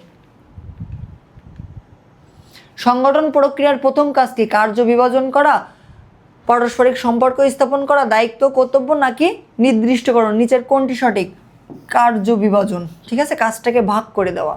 সংগঠন কাঠামোকে চিত্রের মাধ্যমে নির্দেশ করাকে কি বলা হয়? সংগঠন কাঠামো, কমিটি, সংগঠন রিপোর্ট, নাকি সংগঠন চার্ট? কি বলা আছে? চিত্রের মাধ্যমে, এটাকে সংগঠন চার্ট বলে। দ্রুত সিদ্ধান্ত নেওয়ার ক্ষেত্রে কোন সংগঠন সবথেকে বেশি উপযোগী? সবথেকে বেশি উপযোগী আমার কোন সংগঠন? বলা আছে কার্যভিত্তিক, কমিটি, সরল রৈখিক, নাকি ম্যাট্রিক্স সংগঠন? নিচের কোনটি সঠিক? সরল রৈখিক সংগঠন, কারণ এখান দিয়ে আপনার দ্রুত সিদ্ধান্ত নেওয়া যায়। বিশেষ পরিস্থিতি মোকাবেলায় নিম্নের কোন সংগঠন ব্যবহার করা হয়? বিশেষ পরিস্থিতি, সরল রৈখিক, কমিটি, ম্যাট্রিক্স, নাকি আমাদের কার্যভিত্তিক সংগঠন? নিচের আমার কোনটি সঠিক? কমিটি। কমিটির মাধ্যমে আপনি দ্রুত সিদ্ধান্ত আসছে। বিশেষ পরিস্থিতি, কোনো একটা সমস্যায় পড়লেন, এই সমস্যাটা আমি কি করব, এই সমস্যা হঠাৎ করে আমার এই সমস্যা থেকে মুক্ত করা লাগবে, তখন এই কমিটিটা আপনার কাজে আসবে। মিসেস মাহমুদা সুলতানা তিনি টেইলারিং শপ গড়ে তোলেন। এখানে 10 জন টেইলার কাজ করেন, তাদের মধ্যে কাজ নির্দিষ্ট না থাকায় প্রায়ই কলহ সৃষ্টি হয়, তাই তিনি প্রত্যেকের দায়িত্ব ও কর্তব্য নির্দিষ্ট করে বুঝিয়ে দেন। মিসেস মাহমুদা সুলতানার কাজটি ব্যবস্থাপনার কোন কাজের সাথে সম্পর্কিত? পরিকল্পনা, সংগঠন, নির্দেশনা, নাকি নিয়ন্ত্রণ? নিচের কোনটি সঠিক? আমার এটা সংগঠনের সাথে যাবে, বা সংগঠিতকরণ। মিসেস মাহমুদা সুলতানা, আমরা এটা পড়লাম, বলছে প্রত্যেকের জবাবদিহিতা নিশ্চিত করতে হবে। প্রত্যেকের, প্রথমে আমরা প্রশ্নটা একটু পড়ে আসি। পরবর্তীতে টেইলরিং শপে কলহ বন্ধ করার জন্য প্রত্যেকের জবাবদিহিতা নিশ্চিত করতে হবে। প্রত্যেককেই তার কাজ বুঝতে পারবে এবং দায়িত্ব এড়ানোর প্রবণতা কীভাবে হ্রাস পাবে। নিচের কোনটি সঠিক? আমাদের এখানে সবগুলোই সঠিক। জনাব শিয়া একটি লিমিটেড কোম্পানির ব্যবস্থাপনা পরিচালক। প্রতিষ্ঠানটি শ্যাম্পু, সাবান, খাদ্য সামগ্রী উৎপাদন করেন। তিনি প্রতিটি দ্রব্য ও কাজের জন্য পৃথক ব্যবস্থাপক নিয়োগ দেন, প্রত্যেকটা কাজের জন্য পৃথকভাবে দেন। বিক্রয়ের লক্ষ্যমাত্রা অর্জনের জন্য প্রত্যেক ব্যবস্থাপনার অধীনে 20 জন করে বিক্রয় প্রতিনিধি নিজ নিয়োগ দেন। এখন পি লিমিটেড কোম্পানিতে কোন ধরনের সংগঠন কাঠামো বলা হয়? এটা কোন ধরনের সংগঠন? এটা হচ্ছে বলা হয় ম্যাট্রিক্স সংগঠন। কোন সংগঠন? ম্যাট্রিক্স সংগঠন। উক্ত সংগঠন কাঠামোর ফলে প্রতিষ্ঠানের কর্মীদের কার্যভার বৃদ্ধি পায়, প্রবৃদ্ধি অর্জন করে, নাকি উৎপাদন ব্যয় হ্রাস পায়? নিচের কোনটি সঠিক? আমার এখানে হচ্ছে আমাদের নিচের কোনটি সঠিক আমরা একটু দেখি। কর্মীদের কার্যভার বৃদ্ধি পায় না, প্রবৃদ্ধি অর্জন করবে, রাইট, উৎপাদন ব্যয় হ্রাস পাবে, এটাও রাইট। তাহলে 2 ও 3 রাইট অ্যান্সার। এরপরেরটা আমরা দেখি, নিচের কোন কাজটি উপযুক্ত ব্যক্তিকে উপযুক্ত দায়িত্ব দেওয়ার সাথে সম্পর্কিত? তার মানে উপযুক্ত ব্যক্তিকে উপযুক্ত দায়িত্ব দেওয়া হবে। পরিকল্পনা, সংগঠন, কর্মী সংস্থান, নাকি নির্দেশনা? আমার নিচের কোনটি সঠিক? দেখেন, আপনি যে কাজটা পারেন আপনাকে সেই কাজটাই দেওয়া হবে, ঠিক আছে? এটা আমাদের কিসের মধ্যে যাবে? সংগঠন। সংগঠন যে প্রক্রিয়ায় গঠিত হয় তা হলো পারস্পরিক সম্পর্ক নির্ধারণ, দায়িত্ব, কর্তৃত্ব অর্পণ, নাকি কার্যাদি শনাক্তকরণ ও শ্রেণীবদ্ধকরণ? আমার নিচের কোনটি সঠিক? তাইলে আমার এখানে দেখেন পারস্পরিক সম্পর্ক নির্ধারণ কি বলছে? সংগঠন যে প্রক্রিয়ার সাথে গঠিত হয় তা হলো পারস্পরিক সম্পর্ক নির্ধারণ, রাইট। দায়িত্ব ও কর্তৃত্ব অর্পণ, এটা সে তো দায়িত্ব এবং কর্তৃত্ব অর্পণ করছেই। এরপরেরটা দেখেন কার্যাদি শনাক্তকরণ ও শ্রেণীবদ্ধকরণ, রাইট অ্যান্সার। ব্যবস্থাপনায় সংগঠন কাঠামোর বিভিন্ন ধরন হলো সরলরৈখিক সংগঠন, সামাজিক সংগঠন, নাকি কমিটি সংগঠন? আচ্ছা, এখানে সামাজিক কোনো সংগঠন নাই, ঠিক আছে? সামাজিক কোনো সংগঠন আমার নাই এইখানে। আচ্ছা ওয়েট, এখানে কি বলা আছে? ব্যবস্থাপনা সংগঠনের কাঠামোর আছে বিভিন্ন ধরন হলো সরলরৈখিক সংগঠন, সামাজিক সংগঠন, নাকি কমিটি সংগঠন? এটা 2 ও 3, সামাজিক সংগঠন এবং হচ্ছে আমাদের কমিটি সংগঠন। আচ্ছা, এখানে সরল রৈখিক সংগঠনও আসতে পারে, এইটা একটু চেক দিয়েন, ঠিক আছে? সরল রৈখিক সংগঠন আসবে। সংগঠন কাঠামো প্রণয়নে বিবেচ্য বিষয় হলো কার্যভিত্তিক বা কার্য বিভাজন, আরেকটা হচ্ছে ভারসাম্য, আরেকটা হচ্ছে কি নমনীয়। নিচের কোনটি সঠিক? এখানে আমার নিচের কোনটি সঠিক দেখেন, বলছে সংগঠন কাঠামো প্রণয়নে বিবেচ্য বিষয় হলো কার্য বিভাজন, এটা রাইট। ভারসাম্য, এটাও রাইট। এবং নমনীয়তা, অবশ্যই আমাদের নমনীয়তা থাকতে হবে। নমনীয়তা জিনিসটা কি? একটা পরিবেশের সাথে আরেকটা পরিবেশকে খাপ খাইয়ে নেওয়াকে বলা হয় আমাদের নমনীয়তা। জরুরি প্রশাসনিক সমস্যা সমাধানের জন্য কোন সংগঠন উপযোগী? সরলরৈখিক, কমিটি, নাকি আমাদের কার্যভিত্তিক সংগঠন, নাকি আমাদের ম্যাট্রিক্স সংগঠন? দেখেন, আপনার কোনো একটা সমস্যা হয়েছে, ঠিক আছে? এই সমস্যাটা সমাধান করবে কে? কমিটি করবে। কি করবে? কমিটি করবে। এখন ওই যে কমিটি বলতে একটা দল, মানে যে জায়গায় আপনার কোনো সমস্যা হলে আমরা যাদের কাছে বলতে পারবো যে এই সমস্যাটা হয়েছে, এটার সমাধান করে দেন, ঠিক আছে? এরকম একটা এটাকে বলা হয় কমিটি। মিস্টার সেলিম একটি প্রতিষ্ঠানের নির্বাহী বলা আছে। তিনি তার প্রতিষ্ঠানের সংগঠন কাঠামো স্থাপনে বৈজ্ঞানিক অবদান ব্যবহার করছেন। উদ্দীপকে উল্লেখিত সংগঠনের ব্যবহৃত কাঠামো কোনটি? সরলরৈখিক এবং উপদেষ্টা সংগঠন, নাকি কার্যভিত্তিক সংগঠন, নাকি আমাদের কমিটি সংগঠন? ঠিক আছে, দেখেন কি বলছে, তিনি প্রতিষ্ঠানের নির্বাহী, তিনি তার প্রতিষ্ঠানের সংগঠন কাঠামো স্থাপনের বৈজ্ঞানিক অবদান রাখেন, এটা হচ্ছে আমাদের কার্যভিত্তিক সংগঠন, রাইট। আদর্শ সংগঠনের বৈশিষ্ট্য নিচের কোনটি? কাম্য তত্ত্বাবধান পরিসর, বহুমুখী উদ্দেশ্য ব্যবহার, উপকরণের ব্যবহার, নাকি সদস্যদের সমমর্যাদা? নিচের কোনটি সঠিক? এখানে আমাদের প্রশ্নে বলছে আদর্শ সংগঠন। কিসের কথা বলছে? আদর্শ সংগঠনের কথা বলছে। কাম্য তত্ত্বাবধান পরিসর, এটা হচ্ছে আমাদের রাইট। সংগঠনের উপকরণের মধ্যে পড়ে মানুষ, অর্থ, পদ্ধতি, সবগুলোই পড়ে। সংগঠন আদেশের ঐক্য বলতে কি বোঝায়? আদেশদাতা 2 জন, কর্মীর সাথে বিক্রেতার ঐক্য, আদেশদাতা 1 জন, আদেশদাতার সাথে কর্মীরত। কি বলছে? সংগঠনের আদেশের ঐক্য, আদেশদাতা হবে 1 জন। ম্যাট্রিক্স সংগঠন সামরিক সংগঠনের ব্যবহৃত রূপ। কাঠামোয় 2 ধরনের কর্তৃপক্ষ একসাথে কাজ করে। এবং আরেকটা বলা আছে কি ব্যবস্থাপনা সংগঠনের এটা আধুনিক রূপ। ব্যবস্থাপনা সংগঠনের এটা আধুনিক রূপ, এটা হচ্ছে রাইট অ্যান্সার। এবং আমাদের কাঠামোয় 2 ধরনের কর্তৃপক্ষ একসাথে কাজ করে, এইটাও 2টা পক্ষ থাকে। ম্যাট্রিক্স সংগঠনের 2টা পক্ষ থাকে, এটা এবং আধুনিক রূপও। তাহলে এই 2টা আমাদের সঠিক। সামরিক সংগঠন এটা না, তাহলে সঠিক উত্তর আমাদের 2 ও 3। এবার আমরা পরবর্তী অধ্যায়তে যাব, কর্মী সংস্থান।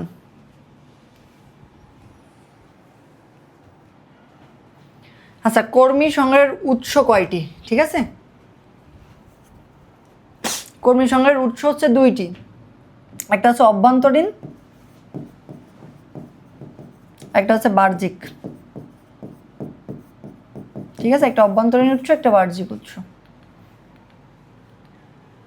কর্মী সংস্থান প্রক্রিয়ার প্রথম ধাপ নিচের কোনটি? কর্মী নির্বাচন, প্রশিক্ষণ প্রদান, কর্মী সংগ্রহ নাকি কর্মী নিয়োগ? কর্মী সংগ্রহ প্রথম কাজ এইটা আমার। কর্মীদের দক্ষতা বৃদ্ধির সবচেয়ে ভালো উপায় নিচের কোনটি? প্রেরণা, নেতৃত্ব, প্রশিক্ষণ নাকি নির্দেশনা? আমার নিচের কোনটি সঠিক? দেখেন, আপনার কর্মীদের যে দক্ষতা, এই দক্ষতা আপনার বাড়বে কিসের মাধ্যমে? অবশ্যই প্রশিক্ষণের মাধ্যমে বাড়বে।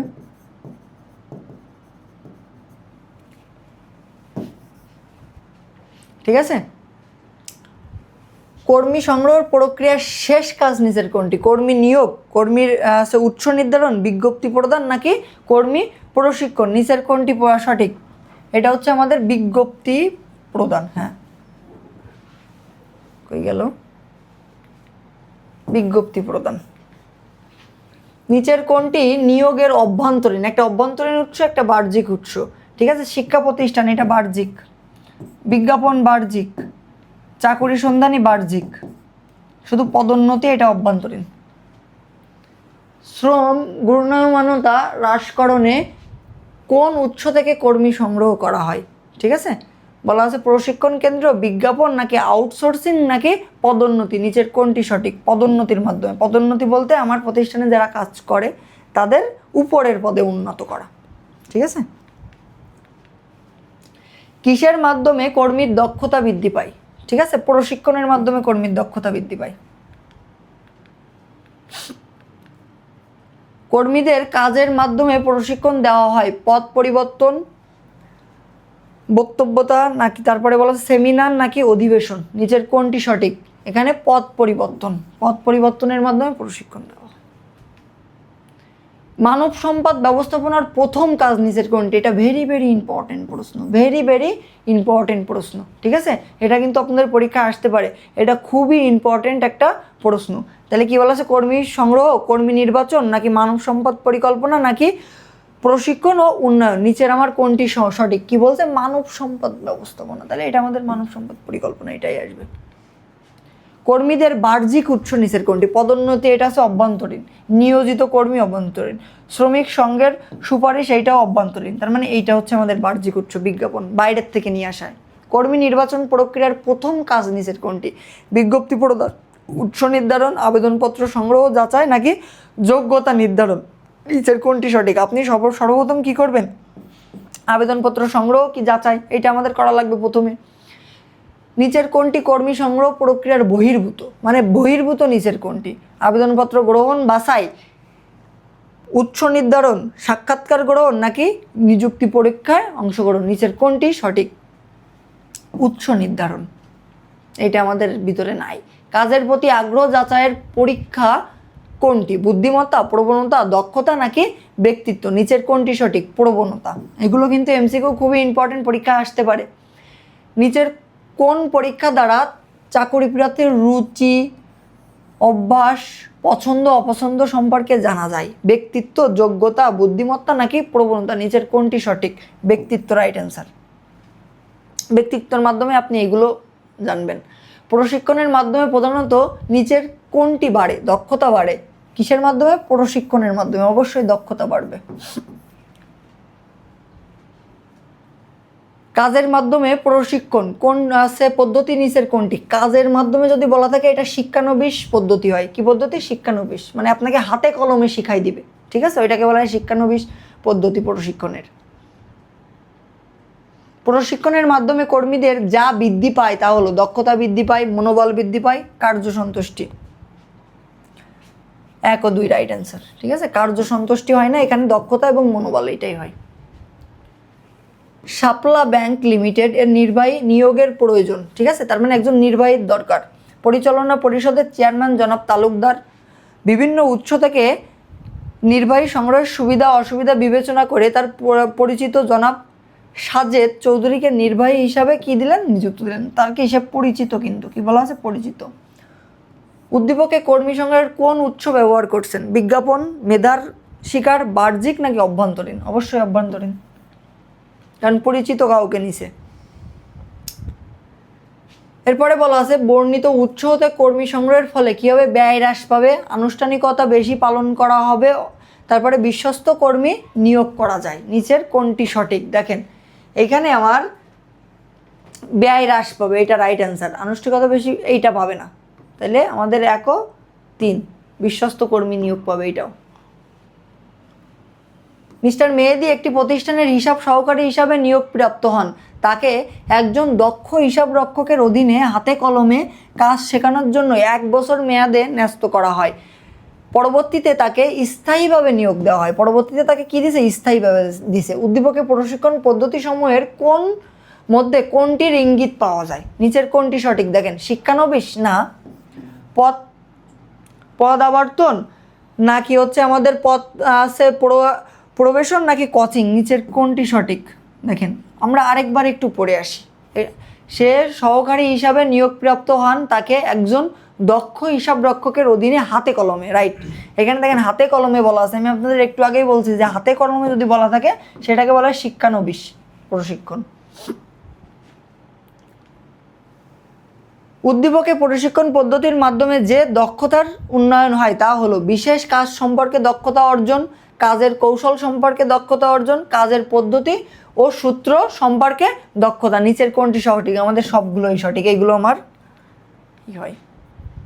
মানব সম্পদ ব্যবস্থাপনার জনক কে?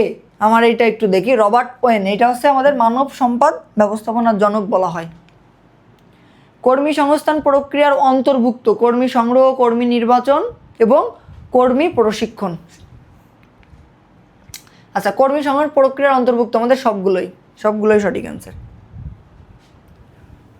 কর্মী নির্বাচন প্রক্রিয়ার অন্তর্ভুক্ত কোনটি? নির্বাচনের দিক থেকে উৎস নির্ধারণ, পদোন্নতি, বিজ্ঞপ্তি প্রদান নাকি সাক্ষাৎকার গ্রহণ? নিচের কোনটি সঠিক? দেখেন কি বলছে, কর্মী নির্বাচন প্রক্রিয়ার ভিতরে অন্তর্ভুক্ত এগুলো হচ্ছে সব বহির্ভুক্ত, এইগুলো হচ্ছে অন্তর্ভুক্ত নির্বাচনের ক্ষেত্রে, সাক্ষাৎকার গ্রহণ। নিচের কোনটি কাজের মাধ্যমে প্রশিক্ষণ নয়? কাজের মাধ্যমে কি বলছে? প্রশিক্ষণ নয় হচ্ছে সেমিনার, আর সবগুলো হচ্ছে প্রশিক্ষণের ভিতরে পড়বে। পরবর্তী অধ্যায়তে যাই আমরা, নেতৃত্ব, লিড শব্দের অর্থ কি? দেখেন লিড শব্দের অর্থ হচ্ছে টু গাইড।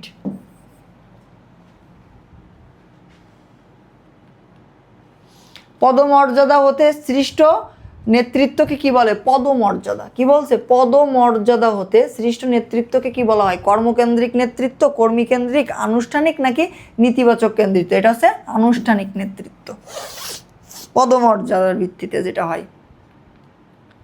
নির্দেশনাকে প্রশাসনের কি বলা হয়? মস্তিষ্ক, স্নায়ুকেন্দ্র নাকি হচ্ছে হৃৎপিণ্ড নাকি মেরুদণ্ড বলা হয়? নিচের কোনটি সঠিক? হৃৎপিণ্ড বলা হয়। কোনটাকে? প্রশাসনকে। অধ্যতনদের দিয়ে কাজ করিয়ে নেওয়ার ক্ষমতাকে কি বলা হয়? নেতৃত্ব বলা হয়। আনুষ্ঠানিকতা বিচারের নেতৃত্ব কয় প্রকার? 2 প্রকার, একটা হচ্ছে আনুষ্ঠানিক আর একটা হচ্ছে অআনুষ্ঠানিক। ঠিক আছে, অআনুষ্ঠানিক, এটা আনুষ্ঠানিক, এটা অআনুষ্ঠানিক, 2 প্রকার। কোনটি উত্তম নির্দেশনা বৈশিষ্ট্যের বহির্ভূত? সুস্পষ্টতা, যৌক্তিকতা নাকি পূর্ণাঙ্গতা নাকি নমনীয়তা? নিচের কোনটি সঠিক? অবশ্যই নমনীয়তা। জনাব তৌফিক একটি প্রতিষ্ঠানের প্রধান নির্বাহী, তিনি সব দক্ষতা নিজের কাছে কুক্ষিগত রাখেন এবং নিজের ইচ্ছামতো সিদ্ধান্ত গ্রহণ করেন, ফলে অধ্যতনদের কার্য সম্পাদনের উৎসাহ বোধ করে না। এতে লক্ষ্য অর্জনের কি হচ্ছে? বিলম্ব হচ্ছে। এখন বলা আছে দেখেন প্রশ্নে, জনাব তৌফিকের কোন ধরনের নেতৃত্ব? তিনি এখানে কোন ধরনের নেতৃত্ব বলছেন? কি বলছে? তিনি সব ক্ষমতা নিজের কাছে রাখে, তার মানে নিজের কাছে ক্ষমতা রেখে নিজের ইচ্ছা মতো যখন একটা ব্যবসায় পরিচালনা করা হয়, ঠিক আছে, মানে আমার কথাই শেষ কথা, আমার কথার বাইরে কেউ যাইতে পারবেন না, আমি যেভাবে চালাবো এভাবে আপনাকে চলতে হবে, এটাকে বলা হয় স্বৈরতান্ত্রিক নেতৃত্ব। এরপরে বলা আছে কোন ধরনের নির্দেশনার কৌশল উদ্দীপকের সমস্যা সমাধান করতে পারে। এটা হচ্ছে পরামর্শমূলক। নিচের কোনটা পরামর্শমূলক সমাধান দিতে পারে, আর সবগুলো তো নেতৃত্ব। জনাব রহমান একটি সফটওয়্যার কোম্পানির ফার্মের ব্যবস্থাপনা পরিচালক। তিনি প্রাতিষ্ঠানিক সিদ্ধান্ত গ্রহণের পূর্বে সংশ্লিষ্ট অদ্যতন যারা ওই সিদ্ধান্ত বাস্তবায়ন করবেন তাদের সাথে আলাপ আলোচনা করে সকলের মতামতের ভিত্তিতে নিজের মতো করে সিদ্ধান্ত গ্রহণ করেন, নির্দেশনা প্রদান করেন। জনাব রহমান কোন ধরনের নির্দেশনা প্রদান করছেন?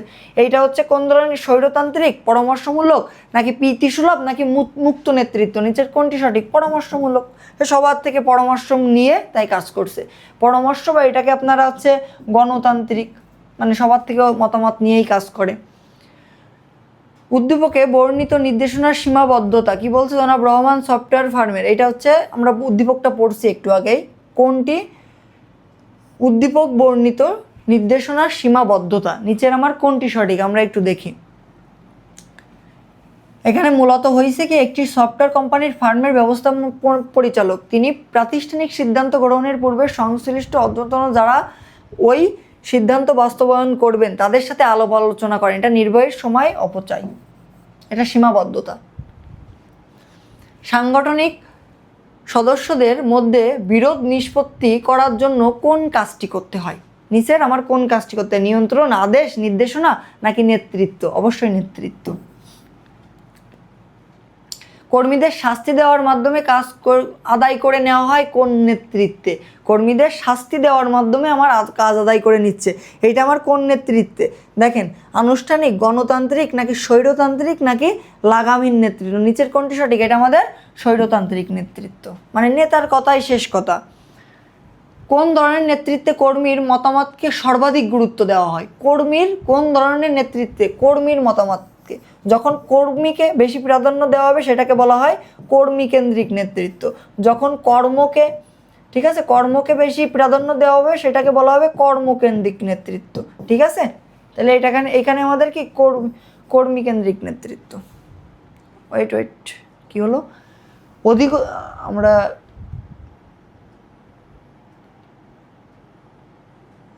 কোন ধরনের নেতৃত্বে নেতার ভূমিকা গৌণ? ওইটা আমরা মেলা আগে চলে গেছি। কোন ধরনের নেতৃত্বে কর্মীর মতামতকে সর্বাধিক গুরুত্ব দেওয়া হয়? কর্মীর মতামতকে, ঠিক আছে, কোন ধরনের নেতৃত্বে কর্মীর মতামতকে সবথেকে বেশি সর্বাধিক গুরুত্ব দেওয়া হয়? এটা হচ্ছে আমাদের কর্মী কেন্দ্রিক নেতৃত্ব হইতে পারে, ঠিক আছে, কারণ এখানে কর্মীকে বেশি প্রাধান্য দেওয়া হয়। বুঝতে পারছেন? যখন কর্মীর কথাটা লাস্ট কথা, মানে কর্মীদের কথা শোনা হয় তখন তাকে কর্মী কেন্দ্রিক। আর গণতান্ত্রিক নেতৃত্বটা কেমন? এখানে যত কর্মী যারা আছে সবার থেকে মত নেওয়া হয়। সবার থেকে কি নেওয়া হয়? মত নেওয়া হয়। মত নিয়ে তারপরে ডিসিশন দেওয়া হয়, ওইটাকে বলা হয় গণতান্ত্রিক নেতৃত্ব। এখন এটা গণতান্ত্রিক, কর্মী কেন্দ্রিক, এটা একটু চেক দিয়েন। মূল বইতে আমার কোনটা দেওয়া আছে? অধিকতর গ্রহণযোগ্য নেতৃত্ব কোনটি? গণতান্ত্রিক নেতৃত্ব সবসময় গ্রহণযোগ্য। কোন ধরনের নেতৃত্বে নেতার ভূমিকা গৌণ? ঠিক আছে, এইখানে লাগামহীন নেতৃত্ব। কারণ কি? এই নেতৃত্বে নেতার কোনো দায়ভার থাকে না। নেতার মতো আসে, ব্যবসায় সামনে দিয়ে ব্যবসায় কি হচ্ছে না হচ্ছে সে কোনো প্রকার দায়ভার থাকে না, এটাকেই বলা হয়। ঠিক আছে, এটা হচ্ছে লাগামহীন নেতৃত্ব। কর্মীর চেয়ে কাজকে বেশি প্রাধান্য দেওয়া হয় কোন নেতৃত্বে? কর্মীর থেকে এবার কাজকে দিচ্ছে, তার মানে এটা হচ্ছে কর্মকেন্দ্রিক নেতৃত্ব। ঠিক আছে, কর্মকেন্দ্রিক নেতৃত্ব। আচ্ছা, কর্মকেন্দ্রিক নেতৃত্ব, তাই তো? আচ্ছা, এর আগেরটা আমরা একটু যাই, দেখে আসি ওইটা। আচ্ছা, এইখানে তো কর্মকেন্দ্রিক দেওয়া আছে, ঠিক আছে, কর্মীর কথা, তাহলে এখানে গণতান্ত্রিক হবে, কারণ এখানে কর্মীকেন্দ্রিক নাই, তো এটা গণতান্ত্রিক, এটা রাইট।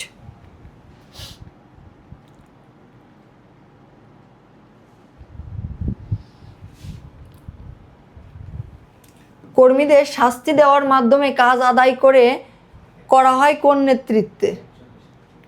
আচ্ছা, এটা তো হয়ে গেছে।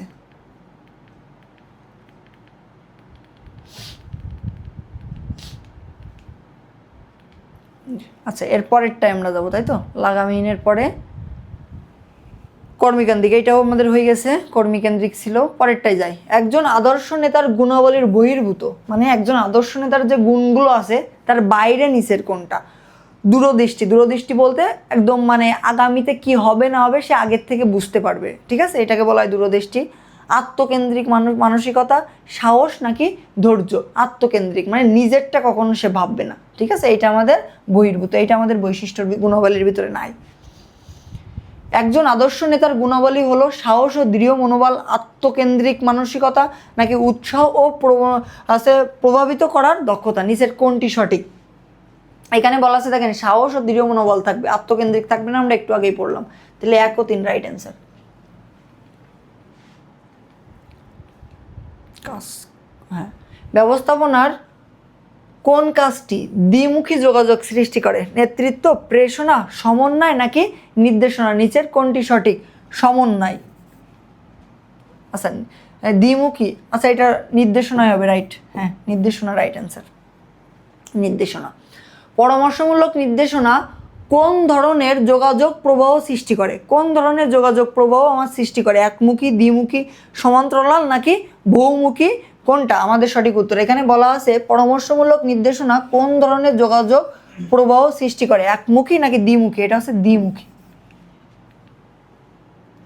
পরামর্শমূলক নির্দেশনা কখন ফলপ্রসূ হয়? এখানে বলা আছে দেখেন বড় প্রতিষ্ঠানের ক্ষেত্রে, সন্তুষ্ট কর্মীদের ক্ষেত্রে, শক্তিশালী ট্রেড ইউনিয়ন থাকলে নাকি অধ্যতনরা যোগ্য হলে। নিচের কোনটি সঠিক? অধ্যতনরা যোগ্য হলে। লাগামীর নেতৃত্বের ফলে অধ্যতনরা অবাধ স্বাধীনতা ভোগ করে, রাইট। নেতা কর্মবিমুখ হয়, রাইট।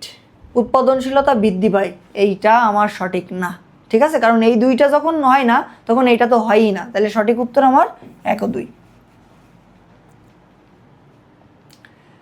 কোনটি নেতার গুণ নয়? ব্যক্তিত্ব, দূরদর্শিতা, ধৈর্য না উচ্চবংশীয়? এখানে উচ্চবংশীয় লাগবে না, আপনি যে কোন বংশের ছেলে এইটা তো আর দেখবে না, ঠিক আছে, আপনি যে কোনো বংশেরই হোক না হন না কেন কোনো সমস্যা নাই, এইটা আমাদের লাগে না। নির্দেশনার কাজ নিচের কোনটি? কর্তৃত্ব ও দায়িত্ব অর্পণ, অধ্যতনদের তত্ত্বাবধান, মানব সম্পদ উন্নয়ন নাকি অধ্যতনদের নিয়ন্ত্রণ। নিচের আমার কোনটা সঠিক? অধ্যতনদের তত্ত্বাবধান করা।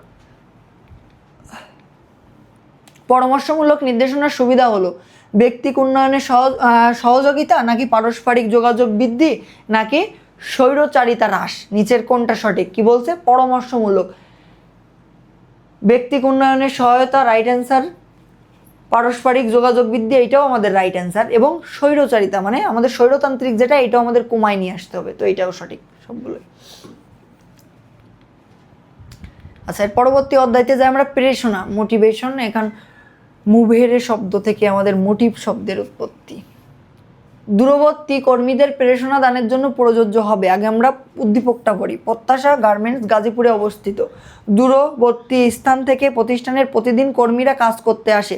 ন্যায্য বেতন পেলেও ভাড়া বাবদ প্রতি মাসে তাদের বড় অঙ্কের অর্থ ব্যয় হয়, ফলে তারা একটু অসন্তুষ্ট। বলছে দূরবর্তীতা কর্মীদের প্রেরণা দানের জন্য প্রয়োজন হবে বাসস্থান সুবিধা, পরিবহন সুবিধা এবং বোনাস সুবিধা। আমার নিচের কোনটি সঠিক? দেখেন এখানে বলা আছে কি আমাদের বাসস্থান সুবিধা করে দিতে পারি, কারণ আমার যেখানে অফিস থাকবে সেখানে আমি তাদের থাকার ব্যবস্থা করতে পারি। পরিবহনের সুবিধা করতে পারি, যারা তারা বাসা থেকে আসতে পারে। বোনাস সুবিধা আসবে না, তাহলে সঠিক উত্তর আমার 1 ও 2। প্রতিষ্ঠানের বর্তমান অবস্থার ফলাফল কি হবে? উৎপাদন বাড়বে, কর্মী ছাঁটাই, সমন্বয়হীনতা নাকি কর্মী অসন্তোষ। নিচের আমার কোনটি সঠিক? দেখেন কর্মী অসন্তোষ হবে এখানে। অনার্থিক প্রেরণার উপাদান করতে আপনাদের এখানে একটা আর্থিক প্রেরণা আছে। কি আর্থিক? একটা আর্থিক প্রেরণা আর একটা আছে অনার্থিক প্রেরণা। এই আর্থিক প্রেরণা এবং অনার্থিক প্রেরণা, এইটা দিয়ে আপনাদের পরীক্ষায় কি আসবে? সিকিউ আসবে। এইটা দিয়ে পরীক্ষায় কি আসবে?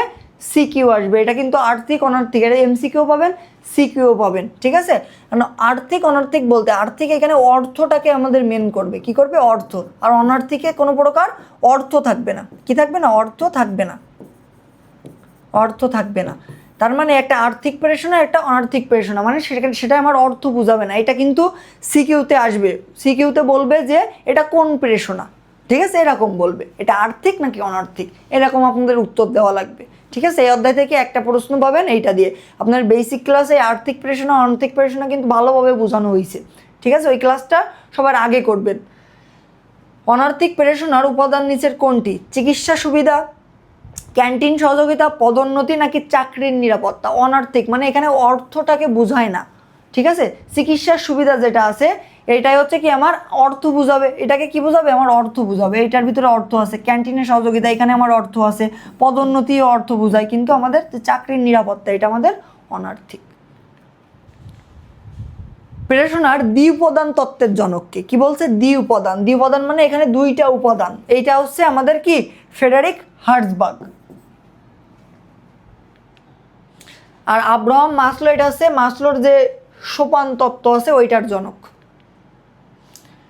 সুনামগঞ্জের জনাব আহমেদ একটি মৎস্য খামার করছেন। পূর্ব অভিজ্ঞতা না থাকলেও নেতৃত্বের কৌশল এবং কর্মীদের ভালো সুযোগ সুবিধা দেওয়ায় অল্প দিনের মধ্যে মৎস্য খামারটি উন্নতি করছে। তিনি কর্মীদের মতামতের গুরুত্ব দেন। এইখানে বলা আছে জনাব আহমেদের ব্যবসায়ের উন্নতি কী ধরনের প্রেরণা কাজ করছে। এখানে আমাদের কোন ধরনের প্রেরণা দেখেন, তিনি কি দিচ্ছে? কর্মী আছে, নেতৃত্বের কৌশল এবং কর্মীদের সাথে ভালো সুযোগ সুবিধা দেয়, অল্প দিনের মধ্যে খামারটি কি উন্নত করছে এবং উন্নতি করছে। তিনি কর্মীদের মতামতের গুরুত্ব দেন। এখানে কোনো প্রকার অর্থ কিছু বুঝাইছে? অর্থ কিছু আমার এখানে বুঝায়নি। তাহলে এইখানে আমাদের সঠিক উত্তর একটা আর্থিক অনার্থিক, একটা আর্থিকও আছে, একটা আর্থিক আছে, অনার্থিক আছে, একটা আর্থিক আছে, অনার্থিক আছে, আর একটা আছে গণতান্ত্রিক আছে। নিচের কোনটি সঠিক? দেখেন এখানে আমাদের দুইটা হবে, একটা আর্থিক প্রেরণা এবং অনার্থিক প্রেরণা, এখানে দুইটা। প্রথমে আমাদের পূর্ব পরিকল্পনা না থাকা সত্ত্বেও কৌশল, প্রথমে আমাদের আর্থিক বুঝাইছে, এরপরে আমাদের মতামত মানে এটা অনার্থিক বুঝাইছে। আর্থিক অনার্থিক দুইটাই হবে। জনাব আহমেদ যেসব প্রেরণা দেন তা হলো উপযুক্ত পারিশ্রমিক, সঠিক নেতৃত্ব, সিদ্ধান্ত গ্রহণে অংশগ্রহণ। আমার নিচের কোনটি সঠিক? দেখেন উপযুক্ত পারিশ্রমিক এইটা তো তিনি দেন, সঠিক নেতৃত্ব না, তিনি হচ্ছে সিদ্ধান্ত নেওয়ার গ্রহণ, এইটাও। তাহলে মানে সঠিক উত্তর আমাদের 1 ও 3। হ্যাঁ 1 ও 3। প্রেরণার ক্ষেত্রে প্রভাব সৃষ্টিকারী উপাদান নিচের কোনটি? কি বলা আছে? প্রেরণার ক্ষেত্রে প্রভাব সৃষ্টিকারী উপাদান হচ্ছে উদ্দীপক। প্রেরণা ব্যক্তির কোনটির সাথে জড়িত? এইটা ভালোভাবে মনে রাখবেন। এখানে অভাব থাকবে, উত্তেজনা থাকবে, তাড়না থাকবে, এই তিনটা জিনিস নিয়ে আমাদের কি যে প্রেরণা ব্যক্তির সাথে জড়িত যে জিনিসটা, ঠিক আছে। এটা কিন্তু খুবই ইম্পর্টেন্ট। প্রথমেই অভাব, এই অভাবটা সব থেকে বেশি মনে রাখবেন, ঠিক আছে। প্রতিষ্ঠানে শ্রম গুণায়ন মানতা কি কমানো যায়, কিভাবে কমানো যায়? প্রেরণার মাধ্যমে, কর্মসংস্থান বাড়িয়ে, জাতীয় আয় বাড়িয়ে, না কাজের অনুন্নত পরিবেশের মাধ্যমে? নিচের কোনটি সঠিক? অবশ্যই এটা প্রেরণার মাধ্যমে। কর্মীদের প্রেরণা দিলে কি বাড়ে? উৎপাদনশীলতা বাড়ে, মূলধনের পরিমাণ বাড়ে, নাকি কার্য সন্তুষ্টি বাড়ে? এইটা আমাদের কোনটা বাড়বে? দেখেন আপনি একটা জিনিস ভালোভাবে এখানে খেয়াল করেন যে মূলধনের পরিমাণ কি কাউকে জ্ঞান দিলে বাড়ে? আমি আপনাকে জ্ঞান দিব, দিলে কি আপনার মূলধন বাড়বে? না, কখনোই বাড়বে না। তাহলে উৎপাদনশীলতা বাড়বে অবশ্যই, কার্য সন্তুষ্টি হবে। তাহলে 1 ও 3 আমার রাইট অ্যান্সার। আর্থিক প্রেরণার উপাদান দেখেন কি বলছে? আর্থিক প্রেরণা। এই আর্থিক অনার্থিক প্রেরণা কিন্তু খুব ইম্পর্টেন্ট, খুব ইম্পর্টেন্ট। কার্য পরিবেশ না, বোনাস, নিরাপত্তা এবং সুনাম, এটাও না, বোনাসই হবে। প্রেরণার অনার্থিক উপাদান আবাসিক সুবিধা, উত্তম ব্যবহার, পদোন্নতি, নাকি চাকুরি সুবিধা? নিচের কোনটি সঠিক? উত্তম ব্যবহার। এটা এখানে আমাদের ভালো ভালো ব্যবহার করতে আমাদের অর্থ লাগে না। অর্থ ব্যয় ব্যতীত নিচের কোন উপাদানটি দিয়ে কর্মীদের প্রেরণা দেওয়া যায়? মানে আপনার অর্থ ব্যয় হবে না, কিন্তু আপনি তাদের মোটিভেট করবেন। কিভাবে করবেন? মুনাফার অংশগ্রহণ, পরিবহন সুবিধা, বাসস্থান সুবিধা, নাকি প্রশংসা? নিচের কোনটি সঠিক? একজনকে প্রশংসার মাধ্যমে আপনি করতে পারবেন। কোনটি অনার্থিক প্রেরণার অন্তর্ভুক্ত? এই আর্থিক অনার্থিক এটা কিন্তু খুব ইম্পর্টেন্ট, বারবার বলতেছি। স্বীকৃতি, পদোন্নতি, নাকি তারপরে বলা আছে আমাদের বোনাস, নাকি পদোন্নতি? নিচের আমার কোনটি সঠিক? ঠিক আছে, কি বলছে এখানে? অনার্থিক। এখানে অনার্থিক লাগে আমার কোনটায়? পদোন্নতিতে আমার আর্থিক, তারপরে আছে বোনাস, পদোন্নতি এবং স্বীকৃতি। রাইট অ্যান্সার স্বীকৃতি। কোনটি প্রেরণাদানের অনার্থিক উপায়? দেখেন আর্থিক এবং অনার্থিক দিয়ে কিন্তু ম্যাক্সিমাম প্রশ্ন, আপনাদের ম্যাক্সিমাম প্রশ্ন কিন্তু আর্থিক অনার্থিক দিয়ে। ভ্রমণের সুযোগ, শিক্ষা ভাতা, প্রশিক্ষণ সুবিধা, নাকি বীমা সুবিধা? নিচের আমার কোনটি সঠিক? দেখেন প্রশিক্ষণ সুবিধা।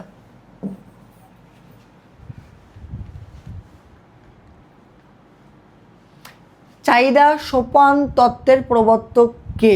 ঠিক আছে, চাহিদা সোপান তত্ত্বের প্রবর্তক কে আমাদের? চাহিদা সোপান তত্ত্ব, এটা কিন্তু খুবই ইম্পর্টেন্ট প্রশ্ন। আমি একটু আগে আপনাদের বলে আসছি যে আপনাদের দ্বি উপাদান তত্ত্বের জনক যে ফ্রেডারিক হার্জবার্গ, এবং চাহিদা সোপান তত্ত্বের জনক আমাদেরকে এই যে আব্রাহাম মাসলো, মাসলোর সোপান তত্ত্ব বলা হয়। মাসলোর চাহিদা, মানুষের চাহিদাকে কত ভাগে ভাগ করা হয়? এটাকে 5টা ভাগে ভাগ করা হয়। কয়টা ভাগে ভাগ করা হয়? 5টা ভাগে ভাগ করা হয়। চাহিদা সোপান তত্ত্বের প্রথম চাহিদা নিচের কোনটি?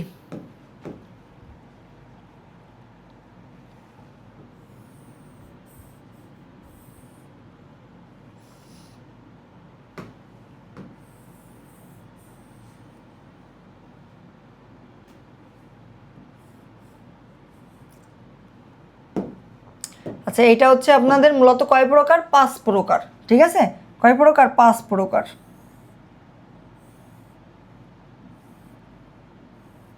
এই হচ্ছে আমাদের 5টা। এখন আমাদের প্রশ্নে দেখেন বলছে এই যে স্তরটা, এই যে এইটা দিয়ে কিন্তু পরীক্ষায় প্রশ্ন আসবে। এই যে 5টা আমি একবারে বুঝাই দিচ্ছি, এই 5টা দিয়ে যত এমসিকিউ আসবে এবং সিকিউ আসার সম্ভাবনাও কিন্তু এখান দিয়ে রয়েছে। তাহলে চাহিদা সোপান তত্ত্বের প্রথম যে এইটা, এখন প্রথমটা আমাদের জৈবিক চাহিদা।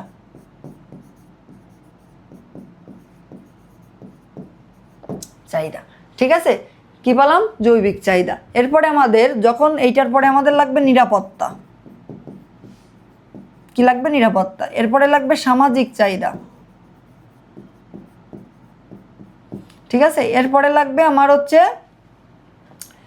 আত্মা তৃপ্তির চাহিদা।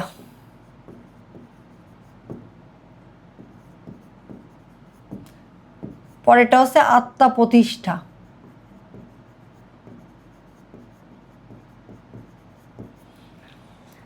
জৈবিক চাহিদা বলতে বোঝায় আমাদের যে নিত্য প্রয়োজনীয় জিনিসগুলো, চাল ডাল, ঠিক আছে, আমাদের বেঁচে থাকার জন্য যে পণ্যগুলো লাগে, আমাদের 3 বেলা খাওয়ার জন্য যেগুলো লাগে, এইটা আমাদের সবার প্রথমে লাগবে। এইটা যখন হয়ে যাবে তখন আমার কি লাগবে? নিরাপত্তা লাগবে, যে আমি এই দেশের একজন নাগরিক, আমার একটা নিরাপত্তা লাগবে। যখন আমি নিরাপত্তা পেয়ে যাব তখন আমার সমাজে একটা মর্যাদা লাগবে।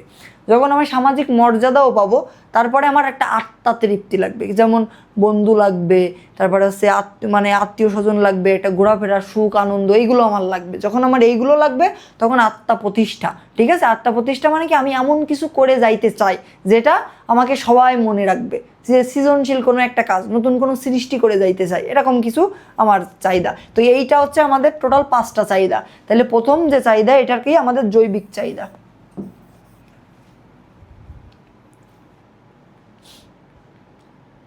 প্রেষণার দ্বি উপাদান তত্ত্বের রক্ষণামূলক উপাদান নিচের কোনটি? এখানে কিন্তু উপাদান ছিল, এই যে 2টা তত্ত্ব, এটা 2টার কিন্তু উপাদান ছিল। কি ছিল? উপাদান ছিল। এখন আমাদের উপাদান নিচের কোনটি আমরা একটু দেখি। ঠিক আছে, এই উপাদান নিচের কোনটি আমরা একটু দেখি। সাফল্য, কার্য পরিবেশ, পুরস্কার নাকি স্বীকৃতি? কি বলছে? দ্বি উপাদান তত্ত্বের রক্ষণাবেক্ষণমূলকের ভিতরে আমাদের আছে কোনটা? কার্য পরিবেশ। কর্মীদের উৎসাহিত অনুপ্রেরিত করার কাজকে কি বলা হয়? উৎসাহিত এবং অনুপ্রাণিত করার কাজকে কি বলে? নির্দেশনা, নেতৃত্ব, প্রেরণা নাকি সমন্বয়? প্রেরণা।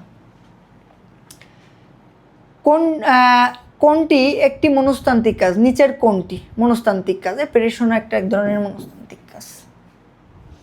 উৎপাদনের জটিলতম উপাদান কি? মানুষই জটিল।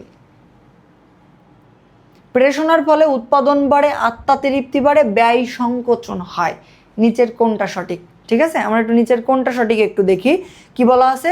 উৎপাদন বাড়ে, রাইট। আত্মা তৃপ্তিও বাড়ে, ব্যয় সংকোচন হয়, মানে ব্যয় কমে আসে।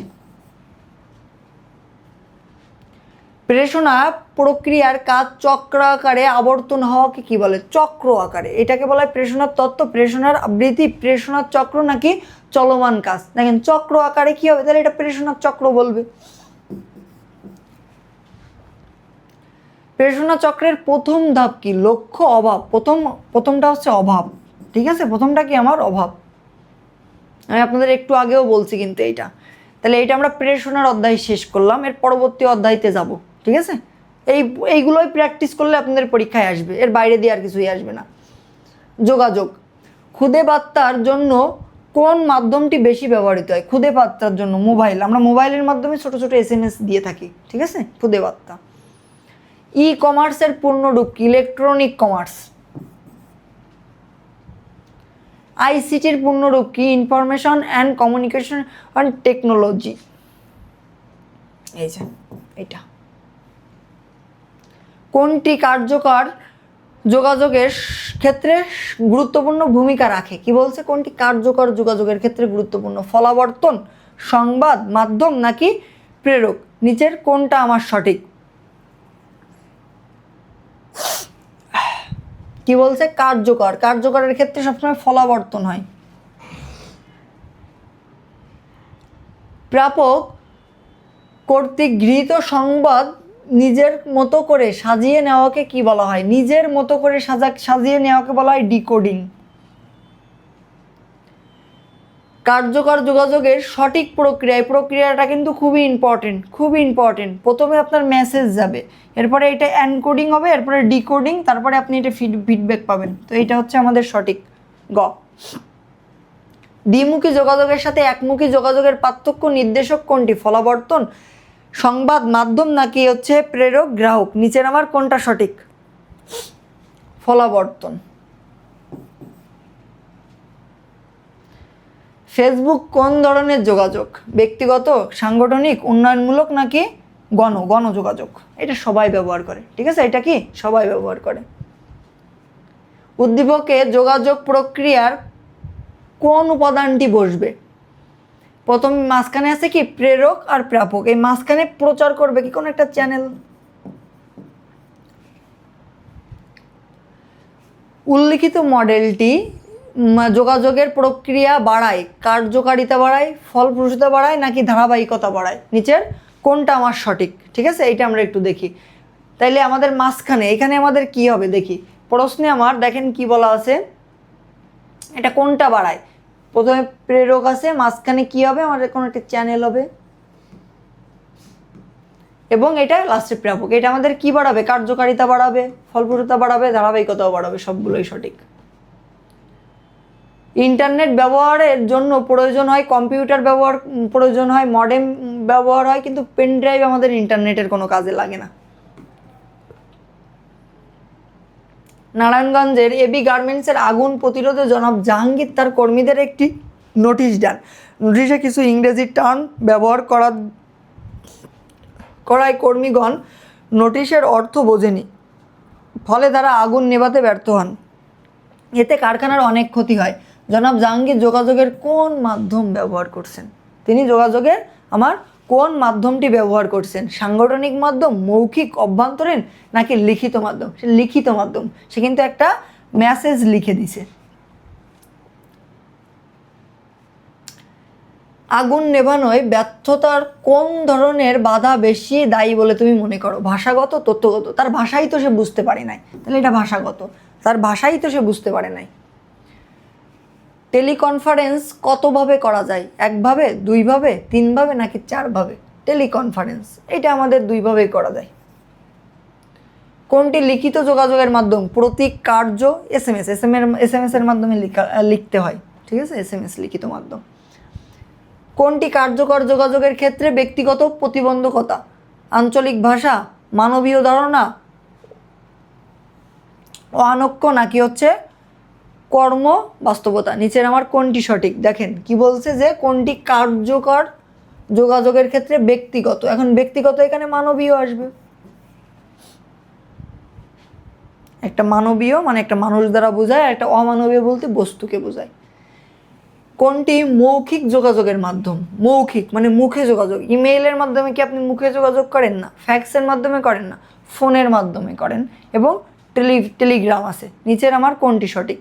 তো এটা আমার ফোনের মাধ্যমে আমরা মুখের যোগাযোগ করি। মৌখিক যোগাযোগের বহির্ভূত মানে বাইরের, ঠিক আছে, বাইরে, মৌখিক যোগাযোগের বাইরে। সাক্ষাৎকার, নোটিশ বোর্ড, কনফারেন্স নাকি টেলিফোন? এই তিনটা আমাদের কিসে লাগে? আমাদের মৌখিকে লাগে। কিন্তু নোটিশ বোর্ড এইটা কি আমরা কোনো একটা নোটিশ বোর্ডে যদি কিছু থাকে ওইটা কি আমাদের মৌখিক কোনো কিছু লাগে না? মিস্টার রবিন একটি বিদেশি কোম্পানির বিপণন ব্যবস্থাপক। তিনি ঢাকার প্রধান কার্যালয়ে বসে বিভিন্ন বিভাগের আঞ্চলিক কর্মকর্তাদের সাথে আধুনিক তথ্য প্রযুক্তির মাধ্যমে মিটিং করেন। মিটিংয়ের সিদ্ধান্ত সঠিক সময়ে দেশের বিভিন্ন অঞ্চলে জানতে পারেন, ফলে কোম্পানির পণ্য বিক্রি দিন দিন বেড়েই চলছে। মিস্টার রবিন যে আধুনিক প্রযুক্তির মাধ্যমে আঞ্চলিক কর্মকর্তাদের সাথে মিটিং করেন তা হলো নিচের কোনটি সঠিক? ভিডিও কনফারেন্সিং, ফ্যাক্স, নাকি হচ্ছে টেলেক্স, নাকি হচ্ছে ইমেইল? নিচের কোনটি? বিদেশি কোম্পানিদের সাথে, বিভিন্ন বিভাগের কর্মকর্তাদের সাথে সে কি মিটিং করেন? কিসের মাধ্যমে করেন? সে এক জায়গায় নেই, একটা জায়গায় বসে সবার সাথে করতেছে, তার মানে ভিডিও কনফারেন্সিং। উল্লেখিত যোগাযোগের মাধ্যমে প্রাপ্ত সুবিধা হলো ব্যয় কমে, সময় কমে, শ্রম কমে। নিচের কোনটি আমার সঠিক? সবগুলোই আমার কমে। ঠিক আছে, কি হয়? সবগুলোই আমার কমে যায়, কারণ ব্যয় কমবে, সময় লাগবে না। সবার সাথে যোগাযোগ করে আসতে গেলে সময় লাগে না? সময় কম লাগবে।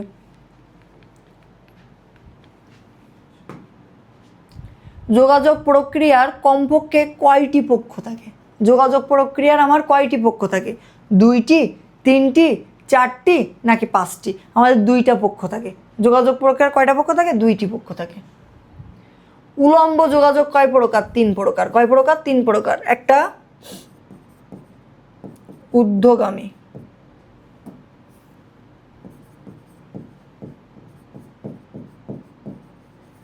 নিম্নগামী, একটা হচ্ছে কৌণিক। এই 3 প্রকার।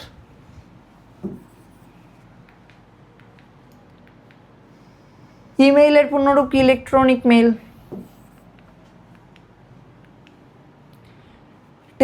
টেলিকনফারেন্স হয়ে থাকে অডিও কনফারেন্স, সাধারণ কনফারেন্স, নাকি ভিডিও? এটা অডিও আর এবং ভিডিও এই 2টা হয়।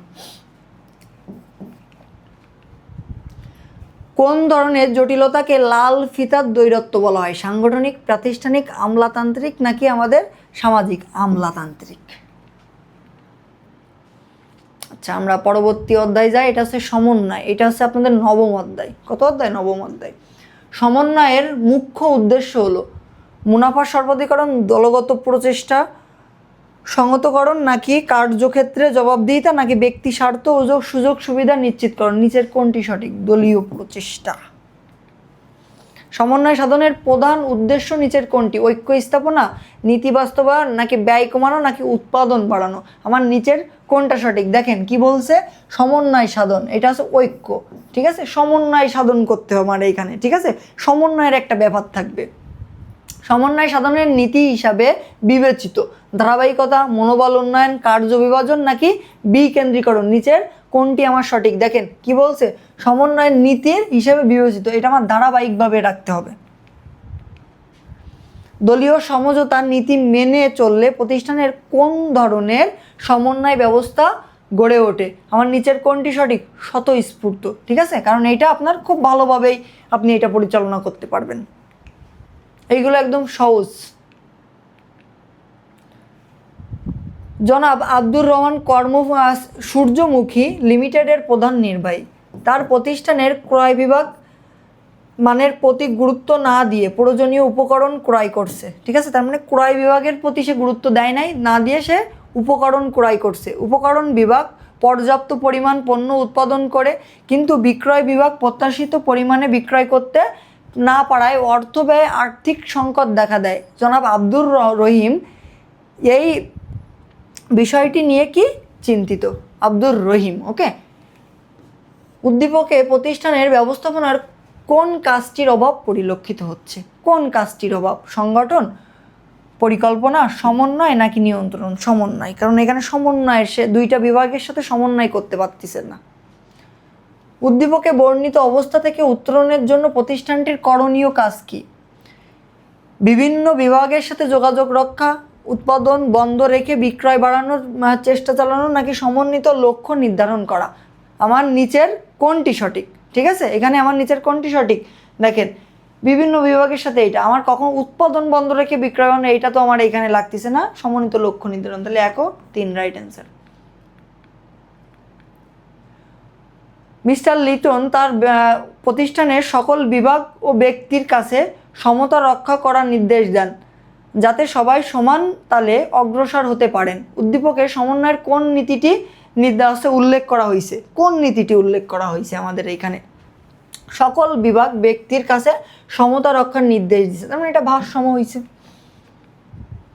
বিভিন্ন বিভাগ, উপবিভাগ এবং ব্যক্তির মধ্যে সেতু বন্ধন স্থাপন করাকে কি বলা হয়? এটাকে আমার সমন্বয় সাধন বলা হয়।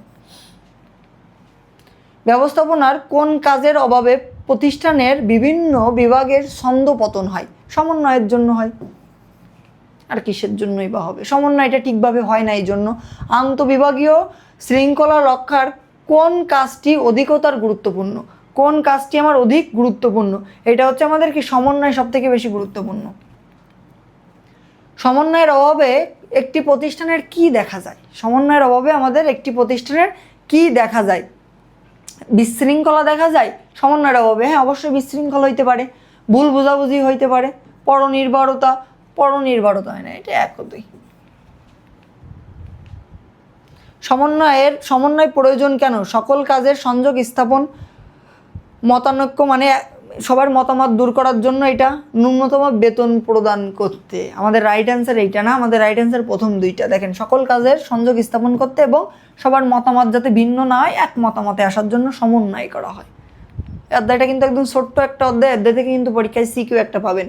দলীয় প্রচেষ্টা সংহত করে ব্যবস্থাপনার কাজ মানে কোন কাজ করে? এটা হচ্ছে সমন্বয় করে। কলেজের বনভোজন সম্পন্ন করতে 5টি সাব কমিটি করা হয়েছে। এক্ষেত্রে উদ্দেশ্য অর্জনের কোন কাজটি বেশি গুরুত্বপূর্ণ? সংগঠন, প্রেরণা, নির্দেশনা নাকি সমন্বয়? ব্যবস্থাপনার কোন পর্যায়ে সমন্বয়ের কাজ করা হয়? উচ্চ পর্যায়ে, মধ্য পর্যায়ে, নিম্ন পর্যায়ে নাকি আমার সকল পর্যায়ে? কোন পর্যায়ে করা হয়? আমার সমন্বয় কি শুধুমাত্র উপরের পর্যায়ে করা লাগবে, মধ্য পর্যায়ে করা লাগবে? আমার তো সব পর্যায়ে করা লাগবে, তাই না? এটা সকল পর্যায়ে করা হয়। কোনটি সমন্বয়ের বৈশিষ্ট্য? সংক্ষিপ্ততা, ব্যাপ্তি নাকি তথ্য নির্ভরতা নাকি হচ্ছে আমাদের তথ্য নির্ভরতা? নিচের কোনটি? এটা হচ্ছে আমাদের কি ব্যাপ্তি। ব্যবস্থাপনার কোন কাজটি প্রতিষ্ঠানের কর্মীদের মতানৈক্য দূর করতে সহায়তা করে? তার মানে আপনার যে মত হচ্ছে, মানে বিভিন্ন মত হচ্ছে, আপনাদের মধ্যে ঝামেলা হচ্ছে, এটা দূর করে কোনটা? এটা সমন্বয় সাধন করে। স্বতঃস্ফূর্ত সংযোজন করা হয় কোনটির মাধ্যমে? সমন্বয়ের মাধ্যমে করা হয়।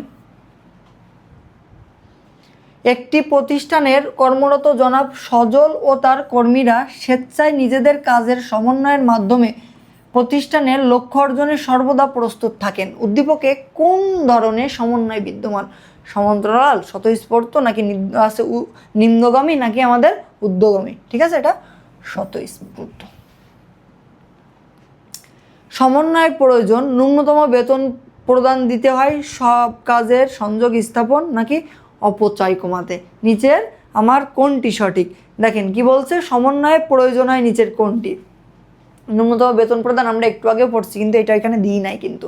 তাহলে আমাদের সঠিক উত্তর 2 ও 3 গ। সমন্বয় অর্জনে বাধা সৃষ্টি করে নিচের কোনটি? সমন্বয় অর্জনে আমাদের বাধা সৃষ্টি করে নিচের কোনটি? ধারাবাহিকতা, নমনীয়তা, দক্ষতা নাকি দ্বৈত অধীনতা? কোনটি কার্যকর সমন্বয়ের প্রধান পূর্বশর্ত? দ্বৈত অধীনতা। সহজ সাংগঠনিক কাঠামো, রাইট, এটাই সহজ সাংগঠনিক কাঠামো, এটা হচ্ছে আমাদের কার্যকর সমন্বয়ের পূর্বশর্ত। ঠিক আছে। সমন্বয়ের ক্ষেত্রে প্রতিবন্ধকতা হলো অস্পষ্ট উদ্দেশ্য, ধারাবাহিকতা নাকি দুর্বল পরিকল্পনা? নিচের আমার কোনটি সঠিক? দেখেন, অস্পষ্ট উদ্দেশ্য রাইট অ্যান্সার, এবং ধারাবাহিকতা এটা রাইট না, দুর্বল পরিকল্পনা রাইট। বিভিন্ন ব্যক্তি ও বিভাগের কাজের সমতা বিধানের নীতি হচ্ছে কোনটি? সমতা বিধানের নীতি আমার নিচের কোনটি? দলীয় সমঝোতার নীতি, উদ্দেশ্যের ঐক্যনীতি, কার্যসমূহের সুসংহতিকরণের নীতি নাকি ভারসাম্যের নীতি? নিচের কোনটি আমার সঠিক? অবশ্যই ভারসাম্যের নীতি হবে। সমন্বয়ের গুরুত্বপূর্ণ নীতি হলো প্রারম্ভে শুরু, মানে একদম প্রথমেই শুরু করা হয়, নাকি উদ্দেশ্য রক্ষ নাকি নির্বিচ্ছিন্নতা? নিচের আমার কোনটি সঠিক? সমন্বয়ের গুরুত্বপূর্ণ নীতি, এটা প্রথমেই শুরু করা হয় এবং হচ্ছে এটা আমাদের কি উদ্দেশ্যের ঐক্য এবং নির্বিচ্ছিন্নতা সবগুলো। আসেন আমাদের লাস্ট অধ্যায় নিয়ন্ত্রণ। আমাদের পরিকল্পনা দিয়ে শুরু হয়েছিল এবং নিয়ন্ত্রণ দিয়ে শেষ। ব্যবস্থাপনার সর্বশেষ কাজ কোনটি? নিয়ন্ত্রণ। পরিকল্পনা প্রথম কাজ, নিয়ন্ত্রণ শেষ কাজ। এই দুইটা এমসিকিউ দিয়ে কিন্তু একটা এমসিকিউ পরীক্ষায় পাবেন। নিয়ন্ত্রণের ভিত্তি বলা হয়, নিয়ন্ত্রণের পরবর্তী ভিত্তি বলা হয় হচ্ছে পরিকল্পনাকে বলা হয়। ব্যবস্থাপনার কোন কাজের মাধ্যমে প্রতিষ্ঠানের কর্মফল যাচাই করা হয়? ব্যবস্থাপনার কোন কাজের মাধ্যমে প্রতিষ্ঠানের কর্মফল? পরিকল্পনা, নির্দেশনা, সমন্বয় সাধন নাকি নিয়ন্ত্রণ? নিচের কোনটি সঠিক? নিয়ন্ত্রণ। কিসের মাধ্যমে? নিয়ন্ত্রণের মাধ্যমে। নিয়ন্ত্রণ হলো আমাদের একটি প্রতিষ্ঠানের সামাজিক প্রক্রিয়া, ধারাবাহিক প্রক্রিয়া নাকি ব্যবস্থাপকীয় প্রক্রিয়া। আমার নিচের কোনটি সঠিক? দেখেন, নিয়ন্ত্রণ আমাদের কোনো সামাজিক প্রক্রিয়া না, এটা একটা ধারাবাহিক প্রক্রিয়া এবং ব্যবস্থাপকীয় প্রক্রিয়া। 2 ও 3 রাইট অ্যান্সার। নিয়ন্ত্রণের পরবর্তী কাজ পরিকল্পনা। এই যে নিয়ন্ত্রণ প্রক্রিয়ার প্রথম কাজ কোনটি? কার্যফল পরিমাপ, আদর্শ মান নির্ধারণ, বিচ্যুতির কারণ নির্ণয় ও মূল্যায়ন নাকি সংশোধনমূলক ব্যবস্থা গ্রহণ? আমাদের আদর্শ মান নির্ধারণ। ঠিক আছে। ব্যবস্থাপক কিভাবে প্রতিষ্ঠানের কাজের অগ্রগতি পরিমাপ করেন? কি আদর্শ মান প্রতিষ্ঠা করে, বিচ্যুতি নির্ণয় করে, আদর্শ মানের সাথে কাজের তুলনা করে নাকি আমাদের সংশোধনমূলক ব্যবস্থা গ্রহণ করে? অবশ্যই আদর্শ মানের সাথে কাজের তুলনা করে। নিয়ন্ত্রণের মূল উদ্দেশ্য নিচের কোনটি? শৃঙ্খলা বিধান, পরিকল্পনার গুণগত মান বৃদ্ধি, জবাবদিহিতা নিশ্চিতকরণ নাকি সংশোধনমূলক ব্যবস্থা গ্রহণ? আমার নিচের কোনটি সঠিক? সংশোধনমূলক ব্যবস্থা গ্রহণ। ব্যবস্থাপনার কালান্তিক কাজ কোনটি? ঠিক আছে, কোন কাজটা আমার কাল অন্তে করা হয়? ঠিক আছে, কালান্তিক বলতে কাল অন্তে করা হয়, এটা আমাদের কি করা হয়? নিয়ন্ত্রণ করা হয় কাল অন্তে। নিয়ন্ত্রণের বৈশিষ্ট্য কোনটি? এটা অবিরাম প্রক্রিয়া, সবিরাম প্রক্রিয়া, শৃঙ্খলা বিধান নাকি সহজ কর্তৃত্ব? এটা একটা ধরনের অবিরাম প্রক্রিয়া। নিয়ন্ত্রণের ধাপ কয়টি? 4টি, 5টি, 6টি নাকি 7টি? নিয়ন্ত্রণের ধাপ হচ্ছে কয়টি? 5টি ধাপ। এটা কিন্তু এমসিকিউতে আসে। বাজেট কোনটির মাধ্যমে প্রকাশ করা হয়? তথ্যের মাধ্যমে, মানের মাধ্যমে, জ্ঞানের মাধ্যমে নাকি সংখ্যার মাধ্যমে? সংখ্যার মাধ্যমে বাজেট প্রকাশ করা হয়। ময়না কোম্পানি লিমিটেড প্রতি সপ্তাহে কর্মীদের 5 লক্ষ খেলনা উৎপাদনের লক্ষ্যমাত্রা নির্ধারণ করেন, কিন্তু 5 দিনে কর্মীরা 3 লক্ষ খেলনা উৎপাদনে সক্ষম হন। বিষয়টি কর্তৃপক্ষের চিন্তার কারণ হয়। এখন বলা আছে ময়না কোম্পানি লিমিটেডের লক্ষ্যমাত্রা নির্ধারণ নিয়ন্ত্রণ কোন কাজের অন্তর্ভুক্ত? এটা কি প্রেরণা, নির্দেশনা, আদর্শ মান নাকি পরিকল্পনা? এটা দেখেন, এটা হচ্ছে কি আদর্শ মান। উদ্দীপকের নিয়ন্ত্রণের জন্য কোন পদক্ষেপ পরিকল্পনা সংশোধনের সাথে জড়িত? কার্য সম্পাদন পরিমাপ, কার্য সম্পাদনের তুলনা, বিচ্যুতি সংশোধন নাকি মানদণ্ড পরিবর্তন? নিচের কোনটি আমার সঠিক? দেখেন, এখানে বিচ্যুতি সংগঠন। এখানে একটা ম্যাথ রিলেটেডই দেওয়া আছে। মিস্টার জিকোর পণ্য উৎপাদনের লক্ষ্যমাত্রা 500 একক, তার মানে তার কত? 500 একক। আদর্শ মান তার 500 একক হলে নির্দিষ্ট সময় শেষে সে এত একক উৎপাদন করেছে, এটা হচ্ছে তার আদর্শ মান 425। তাইলে তার হচ্ছে লক্ষ্যমাত্রা ছিল কত? 500। তাইলে এখানে সে ব্যর্থ হয়েছে কত? 75 একক। কত একক? 75 একক হইতে সে ব্যর্থ হয়েছে। তাই ব্যর্থটাই হচ্ছে বিচ্যুতির পরিমাণ, এই যে 75 একক।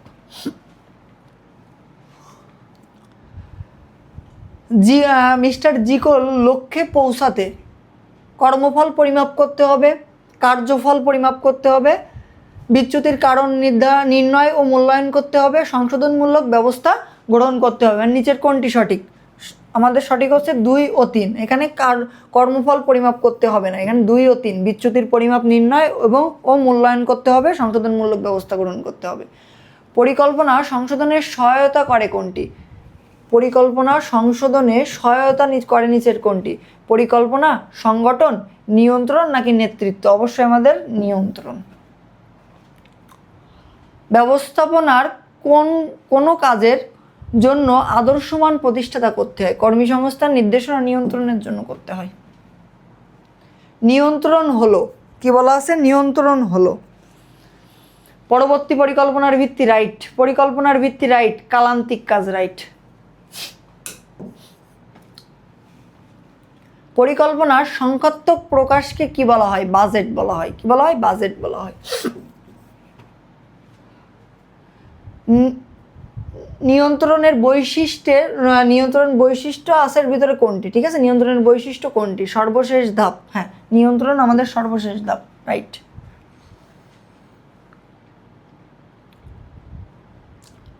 পূর্ব নির্ধারিত নিয়ন্ত্রণ ব্যবস্থা কার্যকর করার জন্য কোন নীতি প্রয়োজন? গতিশীল প্রক্রিয়া, তথ্য নির্ভরতা, নাকি নির্বিচ্ছিন্নতা, নাকি নমনীয়তা? নিচের আমার কোনটি সঠিক? নির্বিচ্ছিন্ন।